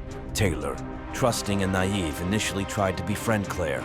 Sensing the newcomer's loneliness, she invited Claire to girls' nights out and community functions, unwittingly providing more opportunities for Oliver and Claire to cross paths. Claire, consumed by her feelings for Oliver and racked with guilt over betraying Taylor's friendly overtures, became increasingly volatile. Her behavior swung between overly solicitous towards Taylor and barely concealed hostility. These mood swings did not go unnoticed by the townspeople, who began to speculate about the source of Claire's apparent instability. Oliver observed the growing friction between the two women with a mixture of anxiety and satisfaction. While he worried about his carefully constructed double life unraveling, he also reveled in the knowledge that two beautiful women were competing for his affections. As autumn progressed and the date of Oliver and Taylor's wedding drew nearer, the situation became increasingly untenable. Claire's demands for Oliver to leave Taylor grew more frequent and desperate, while Taylor remained blissfully unaware of the storm brewing around her. Little did any of them know that their actions over the next few months would shatter the peaceful facade of Millbrook and change their lives forever. On a crisp October morning, the day of Oliver and Taylor's wedding arrived. The entire town of Millbrook seemed to be in attendance, filling the picturesque white church to capacity. Taylor, radiant in a classic white gown, walked down the aisle on her father's arm, her face beaming with joy and love. Oliver stood at the altar, outwardly the picture of a happy groom, but those who knew him well might have noticed a flicker of unease in his eyes, a tension in his shoulders that belied his calm exterior. As he recited his vows, promising to love and cherish Taylor for all eternity, his thoughts couldn't help but stray to Claire. Unbeknownst to the happy couple and their guests, Claire was outside the church, hidden from view but close enough to hear the ceremony. Each word of love and devotion that echoed from within the building was like a dagger to her heart. As the church bells rang out, signaling the completion of the ceremony, Claire felt something inside her snap. The reception that followed was a joyous affair, with the entire town celebrating the union of two of its most beloved residents. Taylor danced and laughed, surrounded by friends and family, while Oliver played his role to perfection, ever the charming and attentive new husband. But as the night wore on and the champagne flowed freely, Oliver found his mask slipping. More than once, Taylor caught him staring off into the distance, a troubled expression on his face. When she asked what was wrong, he brushed off her concerns with a quick smile and a kiss. As the newlyweds drove off to their honeymoon, tin cans rattling behind their car and well wishes ringing in their ears, neither of them could have imagined the dark turn their lives were about to take. For in the shadows, Claire Reeves was already plotting her revenge. In the weeks following Oliver and Taylor's wedding, Claire Reeves spiraled into a pit of despair and obsession. The life she had imagined for herself, a future with Oliver, had been snatched away, leaving her feeling betrayed and discarded. Her fragile psyche, already damaged by years of abandonment and instability, began to fracture under the weight of her grief and anger. At first, Claire tried to move on. She threw herself into her work, taking on more consulting projects than ever before. She attempted to socialize, accepting invitations to local gatherings and community events. But everywhere she went, she was confronted with reminders of Oliver and Taylor's happiness. The newlyweds were the talk of the town, their smiling faces seeming to mock Claire at every turn. As her pain deepened, Claire's behavior became increasingly erratic. She started showing up late to meetings or missing them entirely. Her appearance, once impeccable, grew disheveled. Concerned neighbors reported seeing her wandering the streets late at night, muttering to herself. But it was Claire's growing obsession with Taylor that truly marked her descent into madness. She began stalking the young teacher, following her to and from work, watching her house from a distance.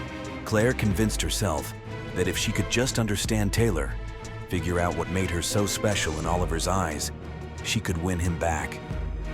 Claire's cottage became a shrine to her obsession. Walls were covered with photos of Taylor cut from local newspapers and printouts from social media. She created elaborate timelines and diagrams, trying to piece together every detail of Taylor's life and her relationship with Oliver. As weeks turned into months, Claire's fantasies grew darker. She began to imagine scenarios where Taylor was out of the picture, leaving the path clear for her to reclaim Oliver's affections. At first, these were harmless daydreams, Taylor moving away or realizing she didn't love Oliver after all. But gradually, Claire's thoughts turned to murder. She spent hours researching different methods, weighing the pros and cons of each with a detached, almost clinical precision. She created multiple plans, each more elaborate than the last, always careful to cover her tracks and establish alibis. Throughout this time, Claire maintained sporadic contact with Oliver. Their encounters were brief and increasingly tense, with Claire alternating between desperate pleas for him to leave Taylor and icy accusations of betrayal. Oliver, growing uncomfortable with Claire's intensity, began to distance himself, unaware of the dangerous turn her obsession had taken. As winter settled over Millbrook, Claire's plans began to crystallize. She had chosen her method, a staged hit-and-run accident that would leave no trace of her involvement. In her deluded mind, she had convinced herself that eliminating Taylor was not just for her own benefit, but for Oliver's as well. She truly believed that he was trapped in an unhappy marriage, and that she would be liberating him. The night before she planned to carry out her deadly scheme, Claire stood in front of her mirror, barely recognizing the wild-eyed woman staring back at her. For a brief moment, a flicker of doubt crossed her mind, but then she remembered the sound of wedding bells, the sight of Oliver kissing his bride, and her resolve hardened once more. On a foggy Wednesday morning in February, Taylor Tanner Holbrook left her house for her daily jog, just as she had done countless times before. The streets were quiet, most of Millbrook's residents still tucked away in their warm beds. Taylor, with her bright yellow running jacket and bouncing ponytail, was a spot of color in the gray landscape. Unbeknownst to Taylor, Claire Reeves was waiting, her heart pounding with a mixture of fear and anticipation. She sat in a stolen car at the end of a secluded stretch of road, her hands gripping the steering wheel so tightly her knuckles had turned white. As Taylor's form appeared through the mist, Claire took a deep breath and turned the key in the ignition. The next few moments passed in a blur of screeching tires, a muffled scream, and the sickening thud of impact. Claire, operating on autopilot, quickly drove away from the scene, leaving Taylor's crumpled body on the side of the road. It was a jogger who found Taylor an hour later. By then it was too late. Despite the best efforts of paramedics, Taylor was pronounced dead at the scene. The news spread through Millbrook like wildfire, leaving the town reeling in shock and grief. In the immediate aftermath, Claire's plan seemed to work perfectly. The police initially treated the incident as a tragic hit-and-run accident. Claire had meticulously planned her alibi, making sure she was seen at a 24-hour diner in a neighboring town both before and after the time of Taylor's death. Oliver, upon hearing the news of his wife's death, put on a convincing display of grief. He wept openly at the funeral, leaning on friends and family for support. To all outward appearances, he was a devastated widower, struggling to come to terms with his loss. But as the initial shock wore off and the investigation deepened, cracks began to appear in the facade. Detective Lisa Montague, assigned to the case, sensed that there was more to Taylor's death than a simple accident. As she dug deeper, she began to uncover the tangled web of relationships that had led to this tragic event. Meanwhile, Claire watched from the sidelines, a mix of guilt and triumph warring within her. She had achieved her goal. Taylor was gone. Now surely Oliver would be hers, but as the days passed and Oliver remained distant, doubt began to creep into her mind. Had she made a terrible mistake? In the weeks following Taylor's death, Millbrook was shrouded in a pall of grief and suspicion. The once friendly neighbors now eyed each other warily, wondering if a killer walked among them.